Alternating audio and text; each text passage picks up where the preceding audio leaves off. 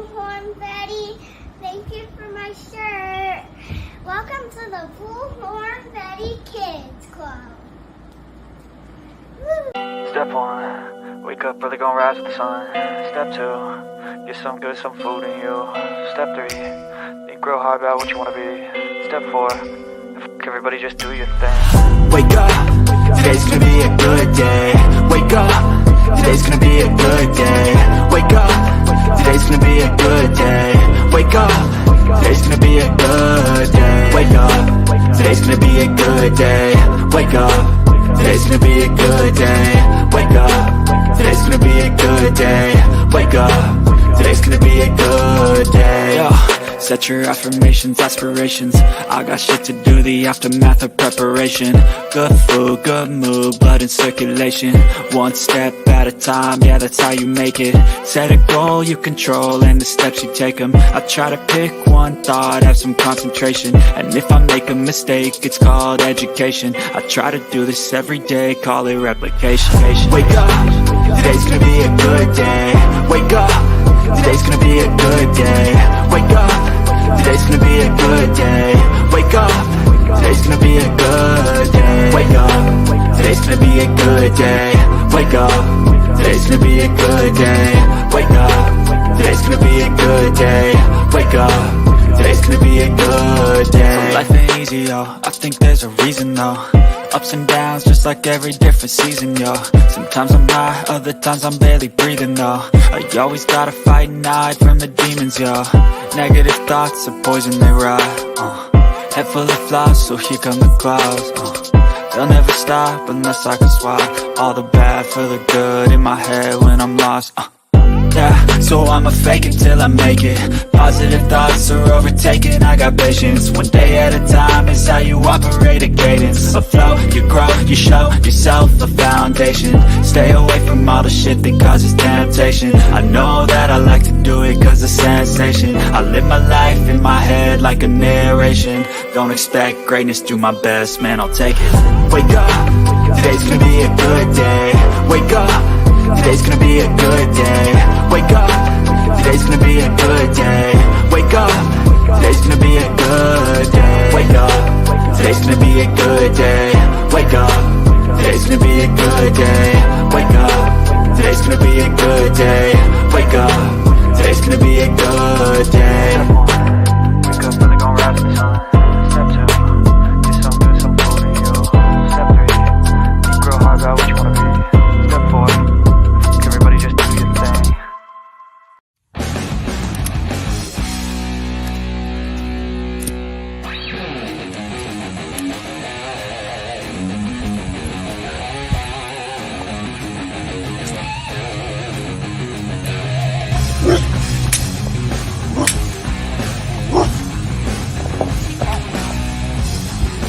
My bite's not close to my bark, buddy.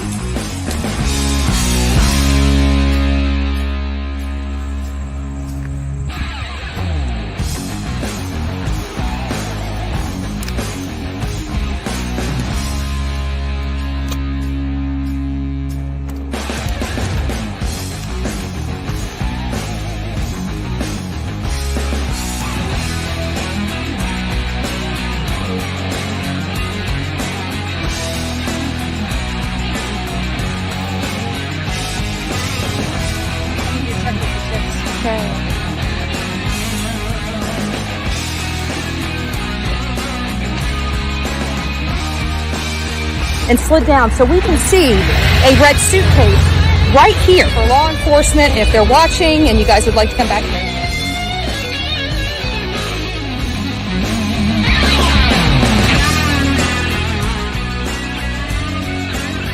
Of her being out here. So this is what we're doing today. We will see you guys back here real soon. I'ma say this right here, baby, because some of y'all be acting like y'all don't be seeing it. But baby, playing victim in a situation that you created, oh yeah, baby, that's narcissistic as hell to me. Hello, somebody, how you gonna create the storm, then get mad when it rain? How you hurt somebody and then get mad that they hurt? How you damage somebody, go outside your way to destroy a person and then get mad when they no longer want to deal with you? Baby, playing a victim in a situation that you created, oh baby, that's narcissistic as hell to me. I'm sorry, but it is. Welcome to the Bullhorn Betty Coffee Club.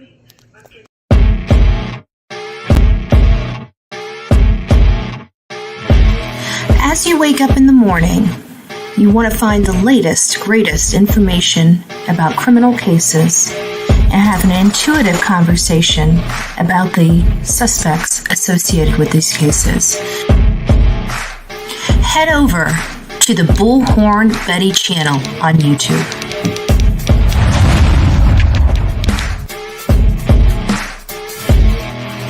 Get breaking news right here on the Bullhorn Betty channel. Welcome to the Bullhorn Betty Coffee Club. Enjoy your stay and enjoy your day.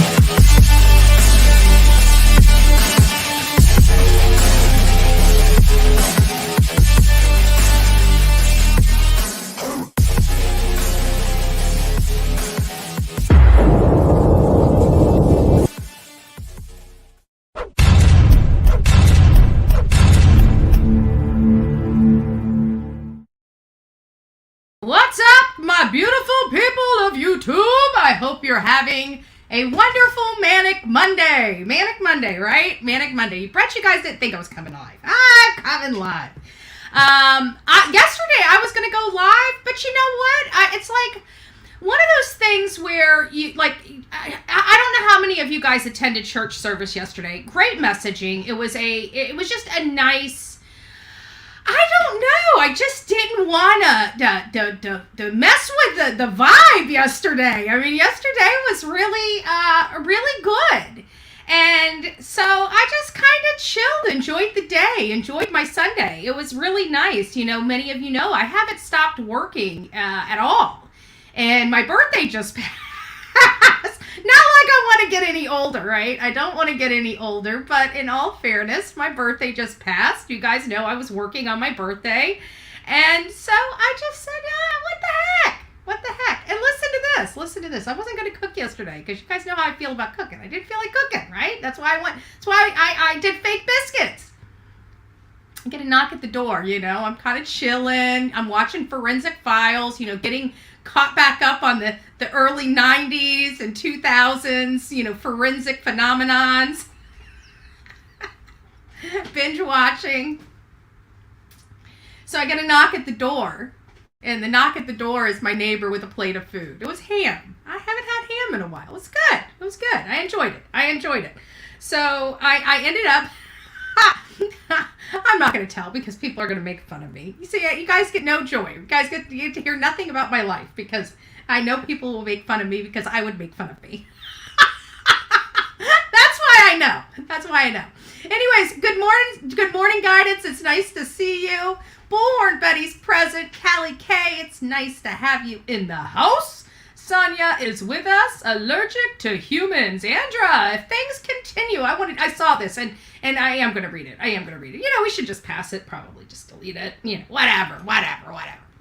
But if things continue to proceed as they are, I think you're next. 2023 Molly, Uni, Charlotte, and question mark. Good luck. Honey, first of all, my account's in perfect standing with YouTube. Perfect standing. You know, I did have yahoos that were coming after my account, you know, and trying to take my channel inappropriately. And we see where we're at today. So I'm not really too concerned at this moment. Just to let you know, I know you're allergic to humans, which probably makes you, you know, probably immoral because you're allergic to humans and humans have, you know, feelings and stuff. I'm just joking. Let me stop. But in all fairness, no, I do not, I'm not worried. I'm not worried at all. I will still be doing my thing. You got to remember, this is just a platform I utilize to get these cases out. It doesn't make or break me. That's the difference, and that's why nobody can control me. It doesn't matter. It really doesn't matter. I'm Bullhorn Betty. My message will get out one way or another. I attract a lot of attention no matter where I go. So as far as me disappearing or going anywhere, I'm not really worried about it. I'm here, okay?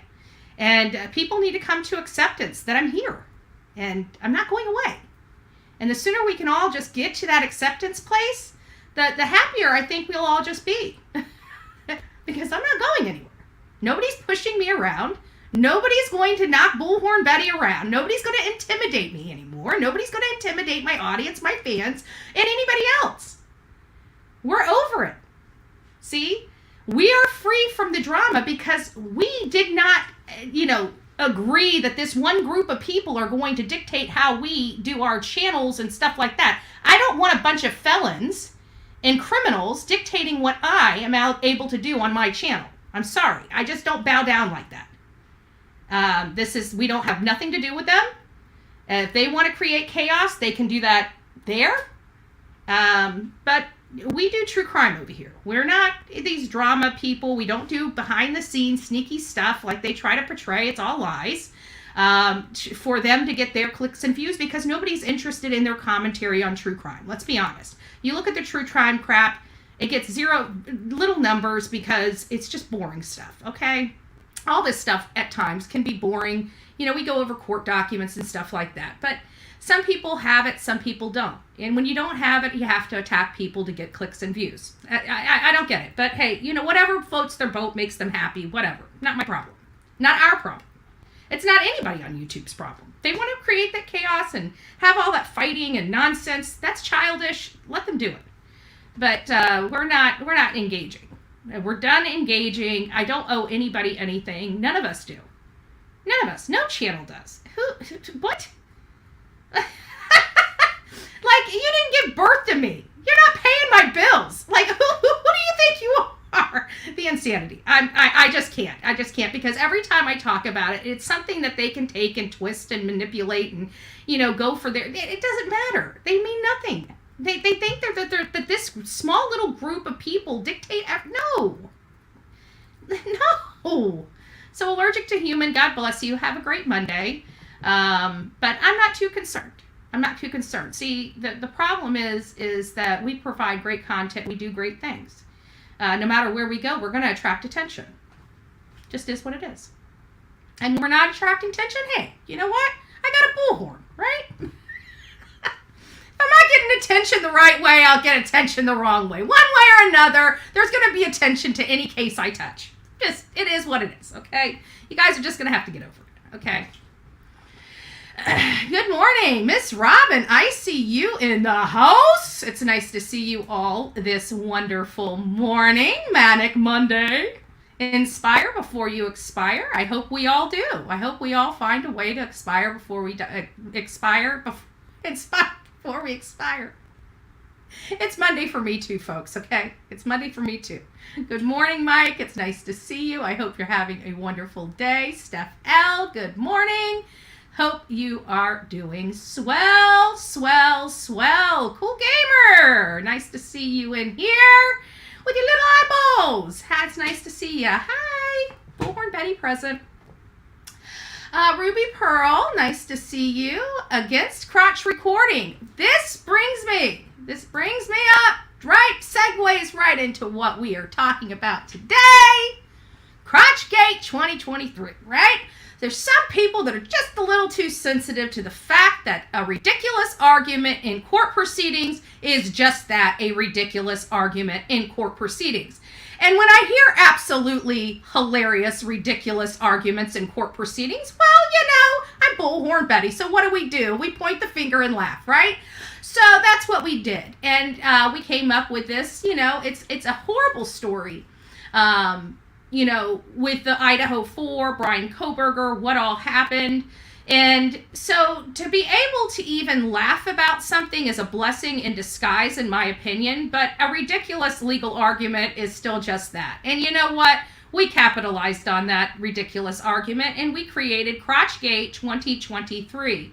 And this is where, because they're talking about focusing on Brian Kohberger's crotch and fly, so we even opened it up to Flygate. So we have Crotch-Gate and Flygate entries for thumbnails, and these thumbnails are in our community post. But here's the issue. We need a vote on them. It won't let me put them in individual pictures and put a poll up for individual thumbnails. So I don't know what to do. I think what we are probably going to have to do is do this the old-fashioned manual way. I think I'm going to have to post it in the community tab and tell people, make your selection. Which one do you want? Make your selection. I think it's 1 through 7. And we're just going to have to tally it up the old-fashioned way. And you know what? Whatever it is whatever it is. We have 7 entries. Someone is winning a Bullhorn Betty shirt. Someone is. And then listen to this. Then I have a thumbnail that comes in from a hater after the deadline. And it broke my heart because honestly, it was a good stinking thumbnail. But it was after the cutoff. And you know me, I'm a stickler for rules. I would actually put it in. I even said to this person, I'm like, I told people, haters, if you want to, you can burn the Bullhorn Betty shirt. Like, you know, put your entry in. So I feel bad because I really think that the one that was provided was a good contender in the Flygate, Crotch-Gate contest. However, it was past the deadline, so it can't be included, and I'm sorry about that. It's not to pick on anybody. It's not, because it really truly was after the deadline, and not even after that deadline, but after 2 other deadlines. So it was truly a late entry. So at the end of the day, the 1 through 7 are what we are going to be voting on. And somebody's going to be lucky enough to win a shirt. So to look out for the community post today. I'm going to repost. And it's going to say, this is the contest. You know, put your number. You only get 1 entry, guys. So please, please, please keep it to 1 entry. Now, if you do accidentally, mistakenly pick one and you change your mind, in there, say that what you originally selected and what you're changing it to. And you only get 1 of those. I don't want to see 5 of them. Like, don't tell me that, oh, I like this one, I changed my mind. And then 5 minutes later, oh no, I want this one better. No, you get 1 shot to change your mind. That's it. And whoever is the lucky winner is the lucky winner. So to each entry contestant, good luck. Today is the day. Hopefully by tomorrow, we will have a winner chicken dinner. And somebody's going to be getting a Bullhorn Betty shirt. So, thank you. All right. Nice to see you. Who else do we have? Nola Noble. Nice to see you. Good morning. Sinus pressure is killing me. I keep forgetting where you live, Mike. But I got to tell you, it's a little crazy because this last trip, the one that Olivia and I went to Tennessee. Her and I went to Tennessee to do our second trip for Layla Santanello. And as soon as we got there, I could tell a difference. Like everything in my face just felt really dry. Not my skin, just everything else. Everything else just felt like I could tell the back of my throat was really dry. So I have to think that you're, at least I'm in Florida. Everything's further north from here, right? But still, I think the dry weather must be further north, because it was a noticeable difference. So, who else do we have? Miss Robin in the house. Andra's a rocker. Sometimes I'm a rocker, and sometimes I'm a rocker. No, I'm just kidding, for the love of everything holy. It's funny now that I know what goes on and how people wake up to watch me and to come up with some type of campaign against me for the day. And it's funny because imagine somebody sitting around, just sitting around? You know, we need to start getting a little more outrageous on here, because I could just see somebody sitting around.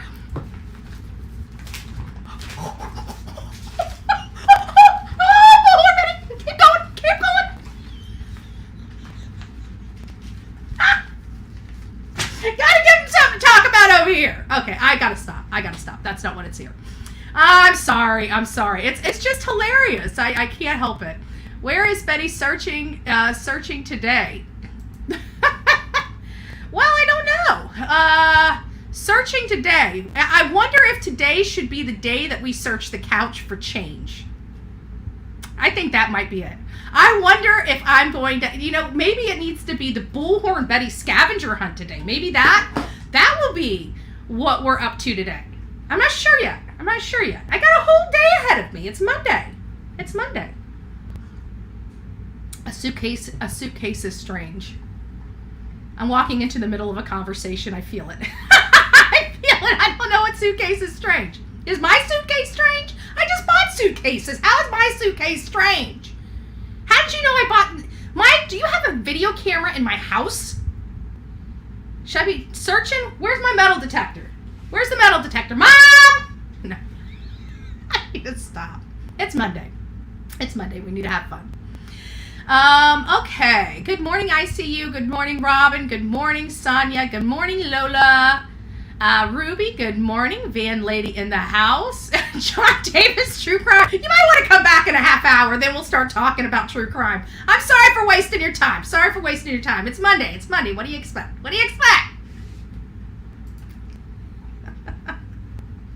Tip it back. It's nice to see you. I'm tipping it back. I hope all the coffee clubs and coffee clubbers and beaners are out there. Oh my gosh. Sorry. This is a live show. If anybody hasn't noticed, this is a live show, and every now and again things even slip out of my mouth that make me laugh, okay? I have to be honest with you. That would be one of them. That would be the time. Jazz King, nice to see you, love. I haven't seen you. Hearts. I almost want to give you a kiss on your cheek. Are you going to jazz us up today? Emma M, nice to see you. Mama Shell Bell. Mama, it's nice to see you. Good morning. I saw you in church, love bug. I saw you in church. Betty, what is your biscuit recipe? Those fake biscuits were Great Value brand in a roll. But my actual biscuits have, some people cut it in with Crisco. I don't know about, I'm not a Crisco fanatic, so I cut mine in with butter, but it's just baking powder, flour, what the heck is it? Did I put an egg in there? I think I put an egg somewhere in there. I got a card.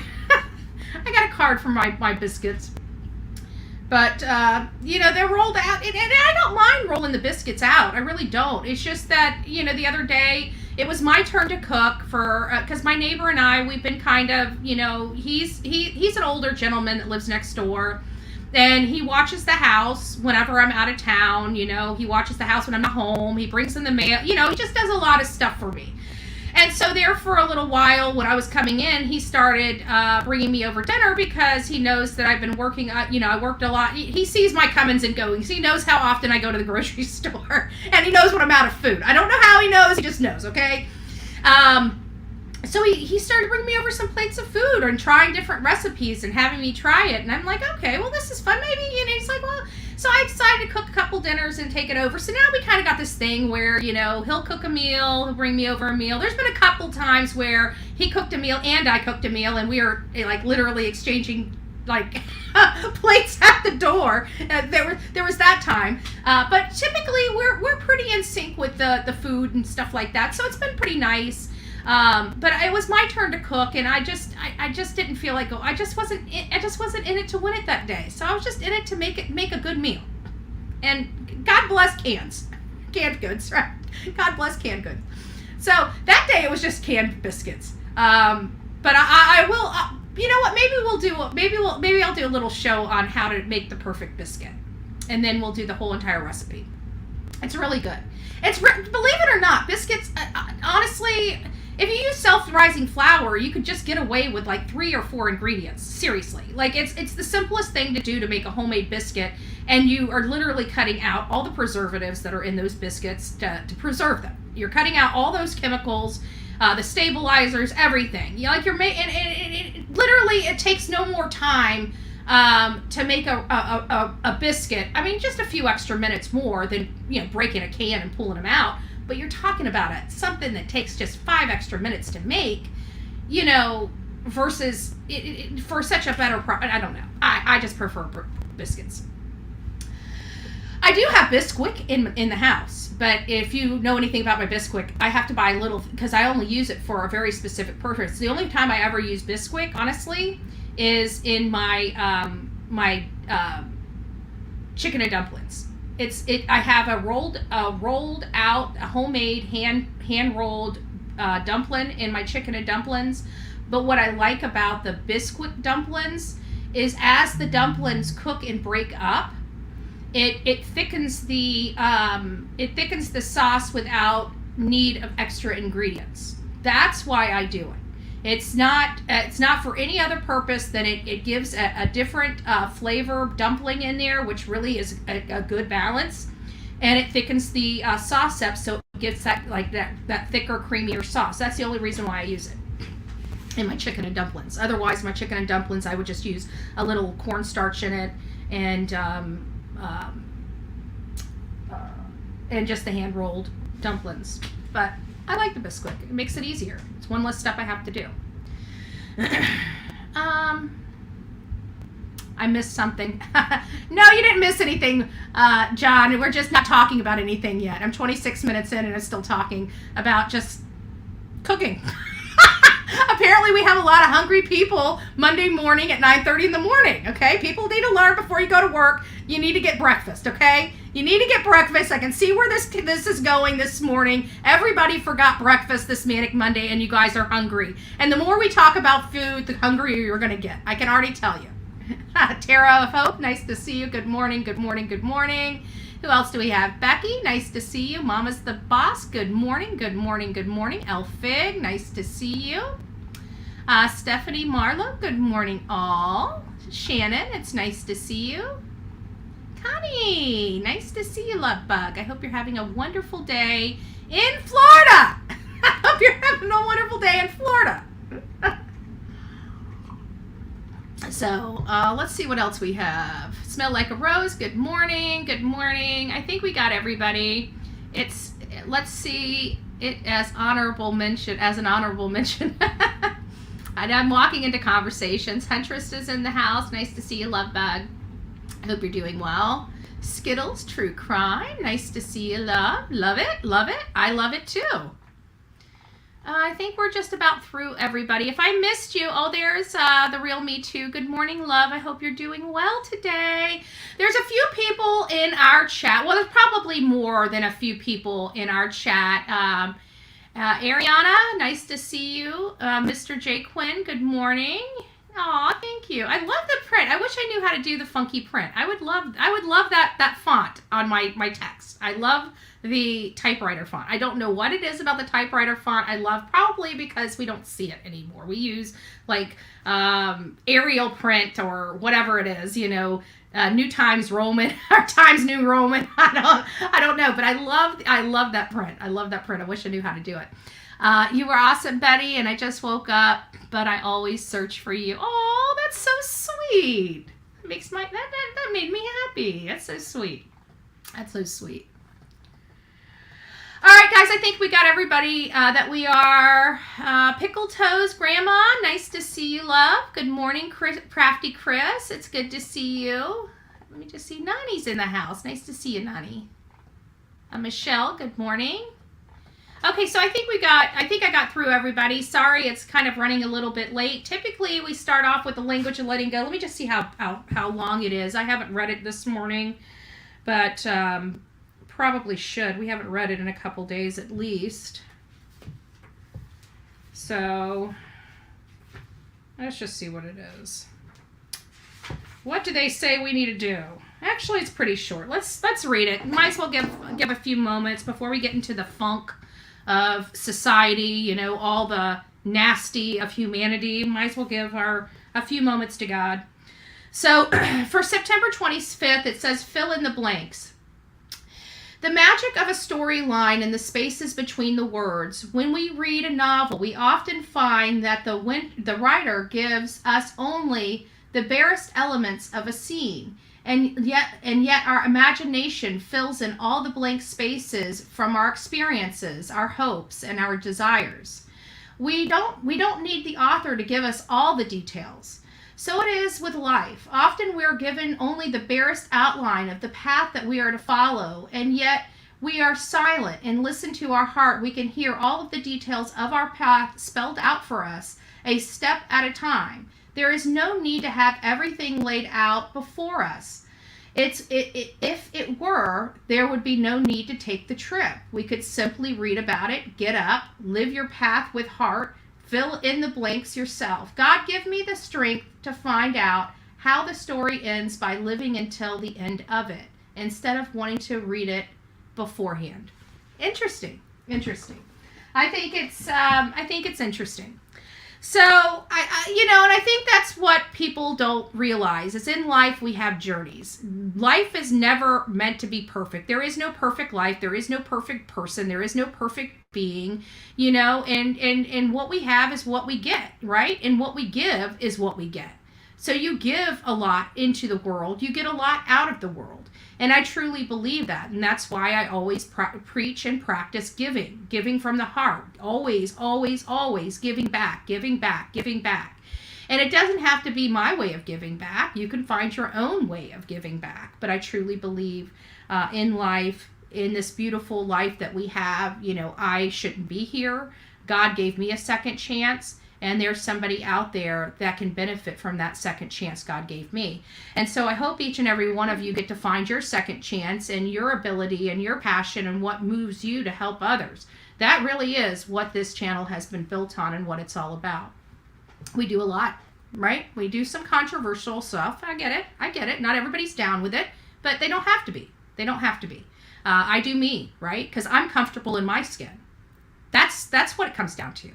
I'm comfortable with the stuff I do. As long as the only person I answer to is my God and my law enforcement and my government once a year, right? If I keep all of them happy, I'm happy. That's all I need to do. That's it, right? And we're going to help these families, and we're going to continue to do so. And you guys know how I feel about Layla Santanello. Layla Santanello, that case called me.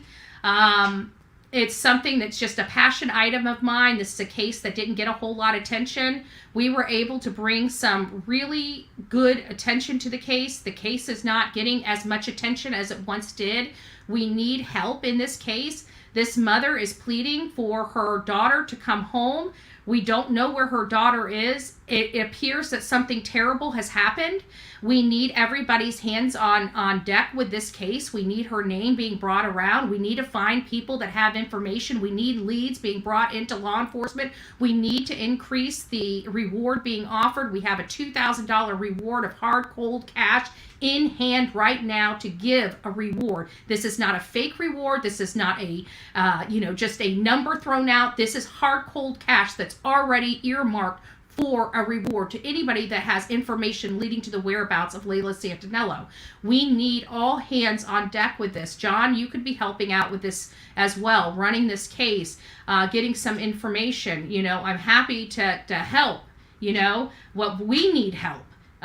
We need people to help us search. There's a massive area that we don't even know what county she's in or what county she could be in. And, she traveled a lot, whenever she was out and about with friends. And you guys don't understand, like Virginia's 12 minutes away. North Carolina's like 12 to 20 minutes away. So now you're incorporating potential other states within driving distance. Something that will take you less than 20 minutes to get to 2 different states. So it's a little crazy with this case, and it's a little scary. Layla's mother is begging and pleading for help. And I saw this latest post from Jennifer Santanello about her daughter, Layla, and it broke my heart. Where can we find Layla missing poster? We have one. I thought it would be on the Bullhorn Betty true crime chat, but if not, maybe Sonia or somebody else that might have a copy of it can post it there, the one with the $2,000 reward on it. I like the purple one. I think it stands out just ever so slightly. If you can post that one, I like both of them, but I want those, since it's going around digitally, I like that purple one. It kind of just stands out. It grabs your eyeballs. If you see white and purple, your eyes gravitate to the purple. So maybe we can get that up on the true crime Bullhorn Betty True Crime. But there's also Help Find Layla Santanello group on Facebook. Help Find Layla Santanello Facebook group. If you guys, somebody can post the Facebook group here, I'd greatly appreciate it. I'd like everybody to go there and sub up if you haven't already. And in the description of this live, there is a link to the GoFundMe for Layla's family. This is for the reward fund only. This is specifically for the reward fund. And there is, if you want to provide cash to the family, you can do that. I think Jen does have a Venmo or Cash App or something. One of my mods can throw that in here if they so choose. But with the GoFundMe, we are on a $1 Will Do campaign with that. And basically what it is we realize in this economy, there's a lot of people that, are down on their luck. We all are. The economy sucks, So, but what we find is people may not have that $5 they can spare or that $10 that they can spare, but we find that people have at least $1. And so a $1 will do. This is crowdfunding. This is what crowdfunding is all about. This is where we can give a little. Everybody can give just a little. And it makes the hugest impact for a family like Layla Santanello's family. So I hope that you guys will consider contributing at least $1 to that campaign that to raise the reward funds. We believe that somebody knows something. We need to find the someone that knows something. And we need to make it persuasive enough that they will let us know what they know, right? Law enforcement, Jen Santanello, they need to know. So we are trying to get this up. We're getting no help. There's no Crime Stoppers funds. There's no. This is all being done specifically and by Jen Santanello. Now I do realize that George. I don't want to take away from George and Brittany. They also have a GoFundMe up and going on. I'm not specific as to what those funds are for. My understanding it's for PI. I'm unsure, but there is another GoFundMe. As long as the contributions are going to find Layla, that's all I care about. But I can tell you that the stuff that we're talking about here, we know specifically going to information leading to the whereabouts of Layla Santanello, and that's what I'm on board with. Me personally, I'm not on board with not knowing where the money's going. At least with this one, with Jen Santanello, I know where the money's going. So that's going to be the one that I'm going to be, obviously recommending to my audience, and those are the reasons why. Okay, so I don't want anybody, twisting the words, manipulating the words, misrepresenting the truth about the matter. So that's the reality of it. And not only that, the reason why I'm supporting this one as opposed to the other one is because Jennifer Santanello is the one that's in Kingsport. Jennifer Santanello is the one that's taking care of Nova Grace. Jennifer Santanello is the one that had to deal with all of this by herself. Okay? And now that this is where it's at, everybody's pointing the finger as if this is Jennifer's fault. No, it's not. She's a mom. She's a mom in an unthinkable situation that nobody can even fathom unless they've lived it. So, this judgment, it's out the window. I don't care. This is a grieving mother, and I support her. I support her. Nobody in this world is perfect. So I want you guys to hear Jennifer Santanello's own words. I want you to hear her plea. I want you to hear her. Take the blinders off. Get the earwax out of everybody's ear and listen to this mother pleading. Pleading. If anybody can turn their back on this woman and not help her, I don't know what to say. We need to be bringing this case. This is the case that would never get attention any other way, guys, because you know what? Mainstream media doesn't give a crap about a girl that disappeared that had this lifestyle. Okay? The only people that are giving a damn about this are people like me that have had this lifestyle. Not this specific drug, but I identify with the pain of this mother. Okay? Why? How? I don't know. I just do. And this case is not getting enough attention because I feel it truly is the lifestyle Layla Santanello left. And that is not lived. And that is not fair. That is not fair. She has a daughter that loves her. She has a mother that loves her. We need to find out what happened to her and where she's at. And we need everybody's help in order to do that. This needs to be going viral. This is something that we as social media content creators can really help with. It really is. This is the case. This is the case.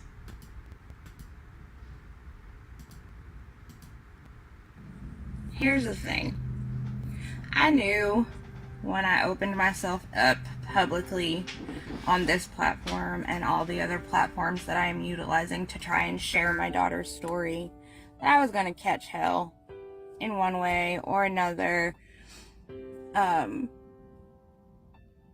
But the reality of the situation is I'm doing everything in my power to get to the bottom of this mystery, to find my child, my firstborn child. I haven't discussed very much what my relationship with my daughter was like, because it wasn't always sunshine and roses and unicorns and raindrops, and it wasn't. We've had a lot of ups and downs. I will say that I have always fought for her whole life. I have been fighting for her entire life. Whether or not she appreciated the fight is neither here nor there. When I fought for her as she got older, she saw it as an intrusion. Times when I was trying to save her from herself and her own apparent self-destruction, she saw that as intrusion, as control, as meddling. Once she became an adult, I had to tread very lightly. I had to walk on eggshells. I wanted to be able to guide her without forcing her. Now she's 18. She can do what she chooses. She doesn't have to have my approval.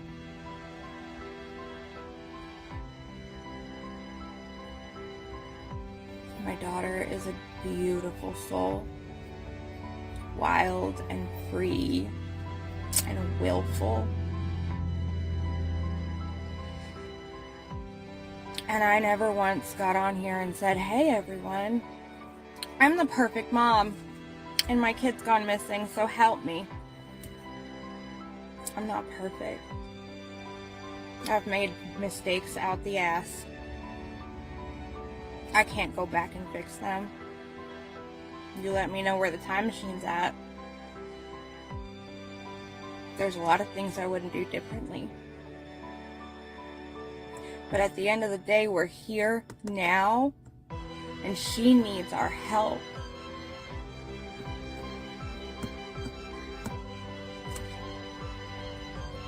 It shouldn't matter that she was pissed at me when she went missing. None of that matters. She is gone. And now I have to contemplate what it's gonna be like living life without her.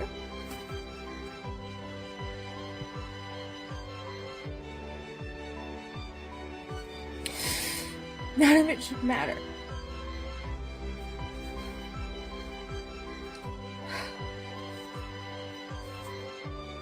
I'm not gonna stop.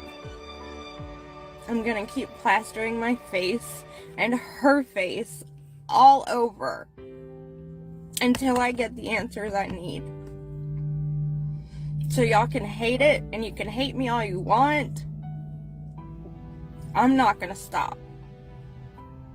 So keep scrolling. Here's the thing.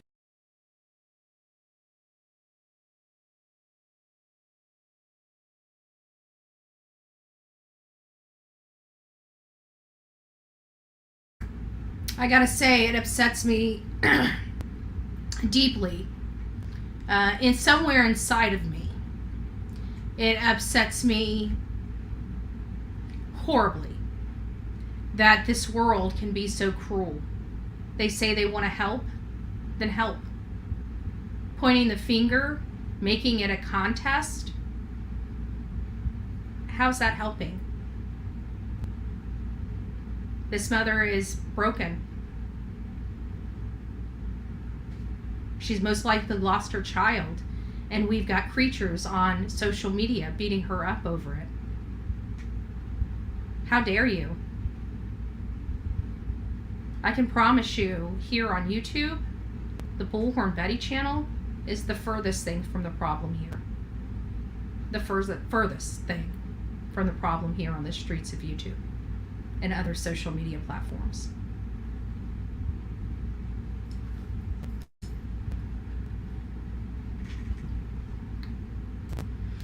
So at the end of the day, I hope that you guys will consider contributing to our A Dollar Will Do campaign. Again, the GoFundMe is in the link in the description of this video here. If you guys would like to help contribute, we need answers. This mother needs answers. If we're going to be here and say we're going to make a difference, let's make a difference. Let's quit saying we make a difference and then peeing and pooping all over everyone for a click and a view. Let's really try and help this family. This woman is begging for help. The job is not done. Her daughter is not home. We don't know what happened. And we need to. So we're here. People say, what makes me pick and choose the cases I cover? The ones that move me. That's where I pick and choose. It's not about the publicity of it. It's the ones that move me.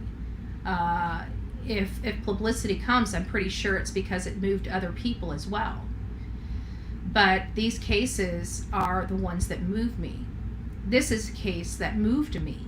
This is a case that we were able to bring a lot of eyeballs to. The eyeballs are moving away from this case a little bit. There's leads are drying up. We need help. I can tell you that. We need help. This mother is broken, and she needs everybody's help. We can't say we're here to help families and then not help a family like this. So I hope everybody kind of gets on board and starts getting some information out there about this case. So here's the information that people need to know about this case. Layla Santanello went missing on June 27th, 2023. We were able to trace her steps from 7:30 in the morning to about 8:30 in the morning. From 8:30 in the morning to about 12 to 1, we don't know where she was. Between 12 and 1, she was at the Marble Slab Creamery, where she used the lady's phone that was working there. We don't know who she called. We do know that she did indicate to the lady that she was heading over to the Five Below store to get flip-flops. That's what we know. We know that she appeared to be frantic on June 26th, which is the day before she was last seen. The information about why we were unclear about. And we are unclear from that 12 to 1 o'clock time frame. We can't find anybody that has seen her after that point.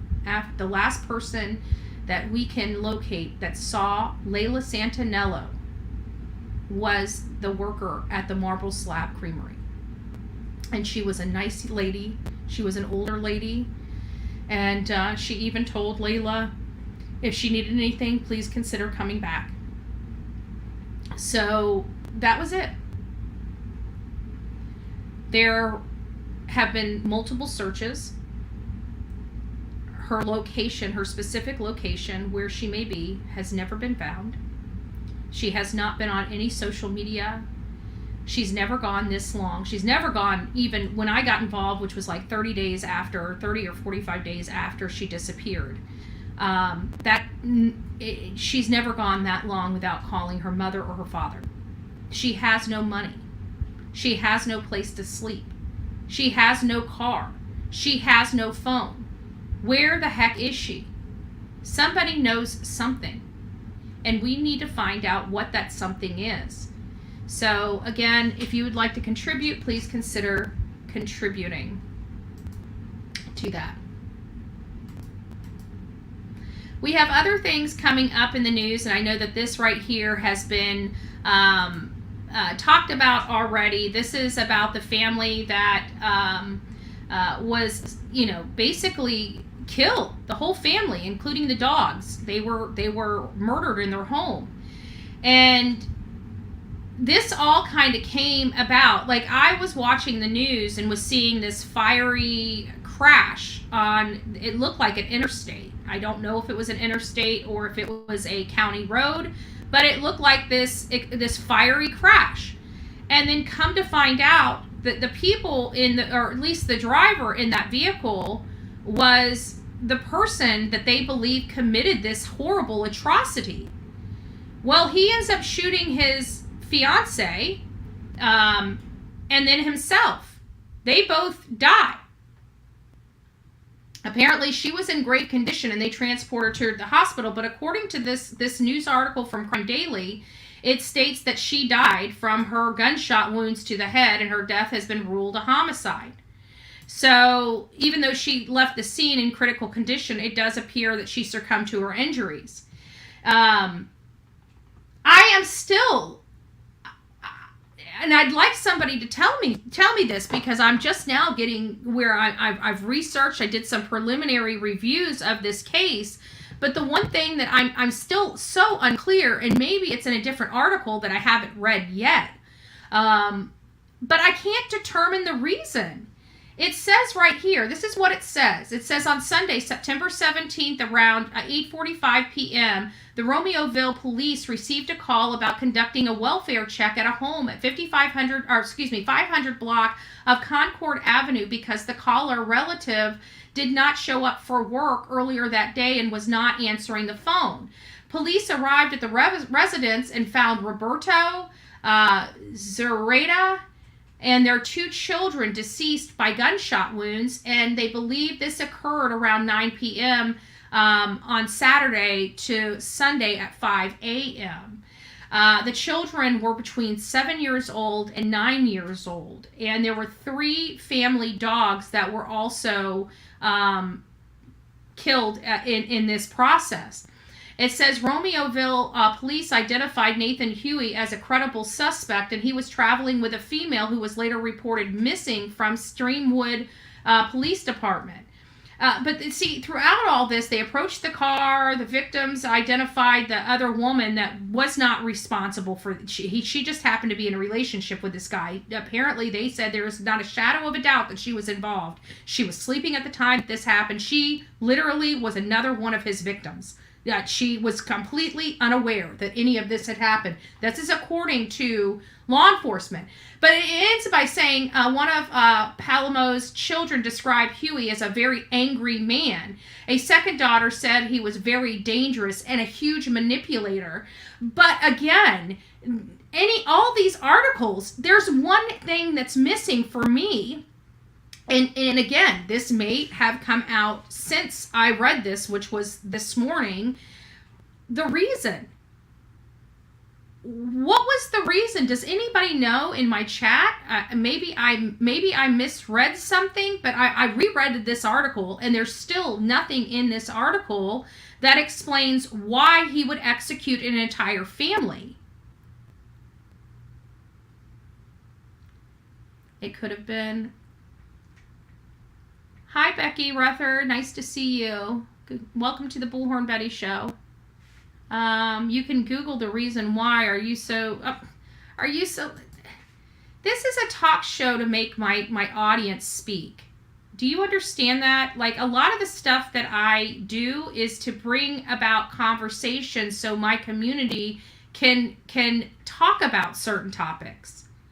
You don't have to be nasty. You don't have to be mean. I don't know what makes you think that coming in here every single day to harass people for merely having a conversation is really the vein of your existence. I mean, come on. I think it's time for you guys to start growing up. You're like literally the only person in here being a jerk. For what purpose? We're talking about cases. You have no right to be here if you're going to disrupt. So I'm going to keep you from being unblocked because I think you need to calm down and you're being irrational first and foremost. So check your mental health first. Seriously, check that first. And then, if you'd like to come in here and have an adult conversation about cases, by all means, come back and have an adult conversation about these cases. But coming in here and disrupting my show over stupid, petty, childish behavior, it's becoming irritating, okay? This childish behavior has got to stop. It's bad, childish behavior, okay? So let's just knock it off. If you don't like the content over here on the Bullhorn Betty channel, there's a lot of other complaining channels out there that you can go and complain about Bullhorn Betty. Trust me, it's a dime a dozen. I heard JLR, he's accepting applications for beating up Bullhorn Betty. So why don't you go on ahead and go somewhere else, and we'll be good. We're good. You know what I'm saying? So just move on. I'm tired of dealing with drama over here. I don't prescribe to it. I just want to talk about my cases. Pretty simple. Not life-threatening. Hardly the crime of the century. I'm sure we can all live with me talking about cases. If you can't, then you don't need to be on YouTube. Have a good day. God bless. So they're saying that he's an angry man, but again, not sure what the connection is or why he did that. And if somebody does understand or know why he did that, please let me know. But so far, everything I've been reading doesn't appear to have anything related to the reason why. Apparently the purpose okay, so here we go. Apparently the purpose, he was there to buy a dog. According to a neighbor, there was yelling before the shots. I wonder if he tried, that's interesting. So I wonder if they were breeding dogs. Because think about it. I mean, if you have a dog, the only time you're really looking to sell a dog is if you have, a disciplinary issue with your dog's not getting along with other dogs, or there's just becoming, maybe they're not potty trained well, that can create, anxiety in owners of animals, maybe it's just the environment that the dog's in, maybe they need a house without other dogs. You never know. So there's only a few reasons why people would be getting rid of a dog. Is it somebody else's dog that they were taking care of and realized that they weren't coming back to get the dog? The disciplinary, the potty training issues, or what are they breeding dogs? And maybe this guy came there and wanted the dog and only wanted to give them, a few $100, and they didn't want it. Could be that. Elfix says they said that she went to hide at their house. The family spoke about it. He had security company and found her there and took her. Interesting. Well, there was definitely a missing persons report for the other lady from her area. What area was that? It was Romeoville. There was a report of her missing. All these people. Just all these people. I hope if anybody is in my chat that is in a relationship with somebody that's not married to them, and you get these red flags, these manipulator flags and stuff, guys, it's not going to get any better. It's just going to get worse. I know you love them, but sometimes you just got to love them from afar. And this guy. Like, she's just wow. I don't even know what to say. So it's possible that it was a dog. It's possible that it had to do specifically with the woman that was in the car with him, that she was running away from him and may have been at this house, or they may have been assisting her in some way to potentially get away from him. Who knows? It hurts. It hurt. Yeah, this kind of nonsense does hurt these cases. I mean, well, look at it. I mean, go on YouTube right now. People are putting up this like HH versus BHB. This is not a competition. I owe nobody nothing. I don't answer to anybody. This illusion that I answer to some kind of weird, whatever they are, entity, that I've got to answer to them to be on the true crime genre here on YouTube is absolutely insane and ludicrous. No, I don't owe anybody anything. I don't answer to anybody. Let me make that very clear to the people in back. Bullhorn Betty, answer to no one. Literally no one. I answer to myself. That's who I answer to.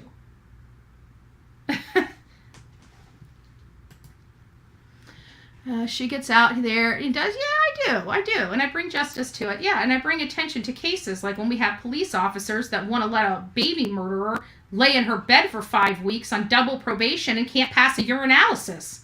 That, to me, what's the purpose of even having her on probation if the probation's not to throw her in jail when she makes a mistake, like killing a baby?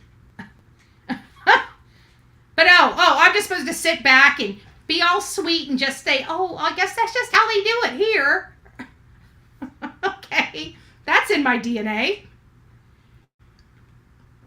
The day I don't talk or say something about an injustice is the day that I'm in the ground. Like, people are so stupid. What does it say? I don't recall where I heard this, but I heard the fiance was trying to get away from him, staying with family that was killed. He found out. Okay, so now that's the second time we've heard that. So that would but why the kids? For everything holy,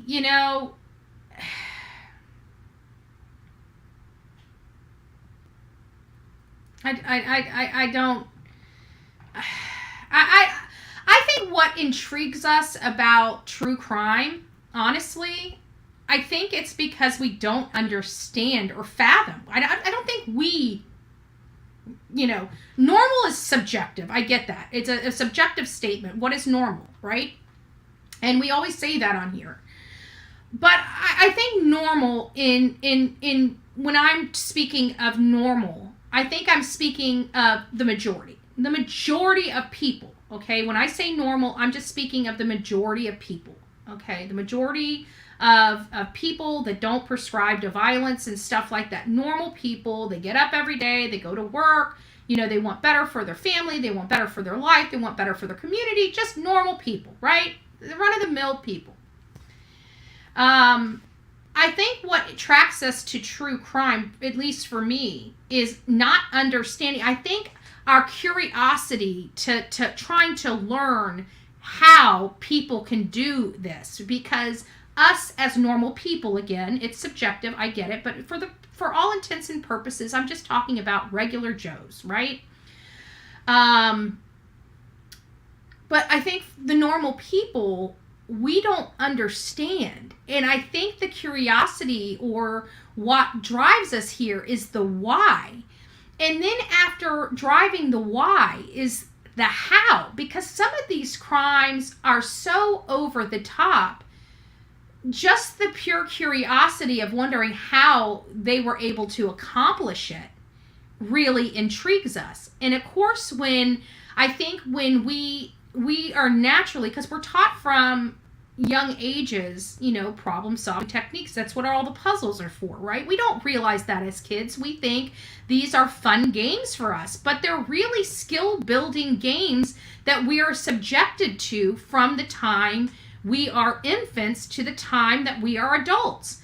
And I think our problem solving putting the pieces of the puzzle together. Again, what we're all taught from the earliest ages of our existence, right? The fondest memories that we have as children, we remember playing games, building blocks, everything, right? These were all games that built some type of education in that child. So I truly believe that it's our problem solving and our wanting to be right or know that our brains are functioning as they should, right? This is a puzzle that we're trying to put together. Are we putting our puzzle pieces together? Again, something that we've learned since infancy, right? So I really think that has some type of reasoning why these cases intrigue us so much. I know for me, it is about how. It's like, how can somebody allow themselves to, some of these people that we cover appear to be normal, again, subjective, and we wonder what brought them to that point, that breaking point, that when the spiraling, like their whole life is spiraling out of control, and then there's that fateful moment where everything just collides together and somebody is dead as a result. We want to know why, but I want to know how somebody, for me, it's the how. How can you allow yourself to get so angry, or allow yourself to lose all control, or that's the part that I don't personally understand. I think we've all been so mad. I've been so mad that I've thrown an object, right? It's shattered. I remember I was so angry. I was at my house, but I let myself lose control. I think I was I don't even think I was 20 years old yet. I think I was still 19, because I can remember the apartment I had, and I was long gone from that apartment by the age of 20. And I used to have all these incense burners, but they were cool incense burners. They were like of dragons or gargoyles, and they had the cones, and they went under, and you'd have all this smoke coming out of weird spots on them. And it was just really, it was kind of entertaining, I guess, is what, you could look at these figurines and the smoke just dripping and flowing out of them. Like, I could look at them for hours. They were peaceful for me. But I remember I got so angry. I had this little skeleton guy. He had the big skeleton head and the small little skeleton feet and arms, but the smoke came out of his eyes and his mouth. And I remember I was so angry. It was my favorite guy too. And I remember I was so angry, and I picked it up and I threw it at the wall, because I didn't know how to control. I didn't know at that time. I was upset. I can't even remember what I was upset about. And that was a life lesson for me, because I could never find that guy again. I could not find that mold again. I lost that guy forever. And that was a life lesson for me, because I injured something of mine. So I don't, I can understand we all have gotten angry, and we've gotten so angry that maybe we did something that we regret. But I've never been that angry, like where the next thing I think of is wanting to hurt, injure somebody, really, make them, kill them. I we say it, I'm gonna kill them, I can't believe they did that, I'm gonna kill them. But it's just, it's words. It's nothing that we have an intent to go through with. It's just words. We're angry at the time. I'm gonna kill you, right? But sometimes it's not just words. And this man, I will never understand how somebody can hurt a woman. I can't, even somebody remotely saying anything negative, or calling them a B or a C or something, those words coming out of a man's mouth, I always frown upon, because if that rolls off your tongue that easily toward a woman, you're most likely verbally abusive or physically abusive to a woman. I know that. You know how I know that? Because my experience has taught me that. So if you wonder why anybody that talks, any male that talks like that to another woman, I do not have a whole lot to do with them, even if it's joking, because to me, it is a character flaw. And it's a red flag character flaw for me. It's because somebody that can speak to a woman that way very easily has problems. Because normal people don't speak like that to a woman. It's almost sacrilegious. to be demeaning to a woman. So for somebody to be able to do it with ease, that tells you a lot about them.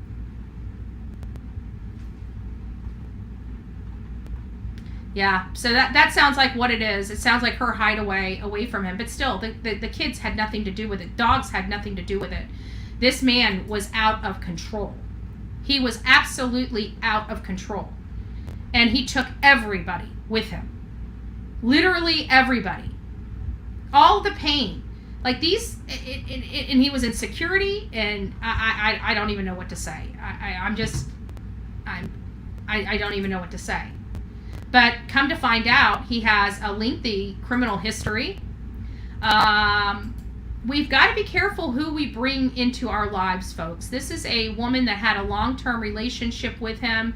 Obviously, it was very volatile, and she ran away from him. So that tells you that this man was most likely violent to her. And she was beautiful, too.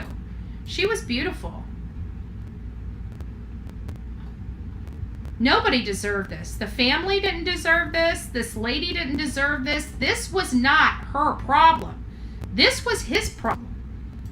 He couldn't control himself, and he expected everybody to sit there and deal with it, and nobody, and people were tired of it. It sounded like she was ending that relationship, if those are all the facts of the case, is that she appears, for all intents and purposes, to realize that this was going nowhere. They may have been in a long-term relationship. It's one of those things, many of us, I know for me, I was married once. I don't know if I'll ever get married again. I don't know, I really don't. But for me, I don't know how long story short, I think we all go through, when we're about to walk down the aisle, I think we all have a tendency of going through, is this the right person? As we're coming up to the, the day of the wedding, I think we all kind of get a little cold feet. Some people probably just know, they can't wait, they're excited, But for some of us, we're like, this is it. Am I making the right decision?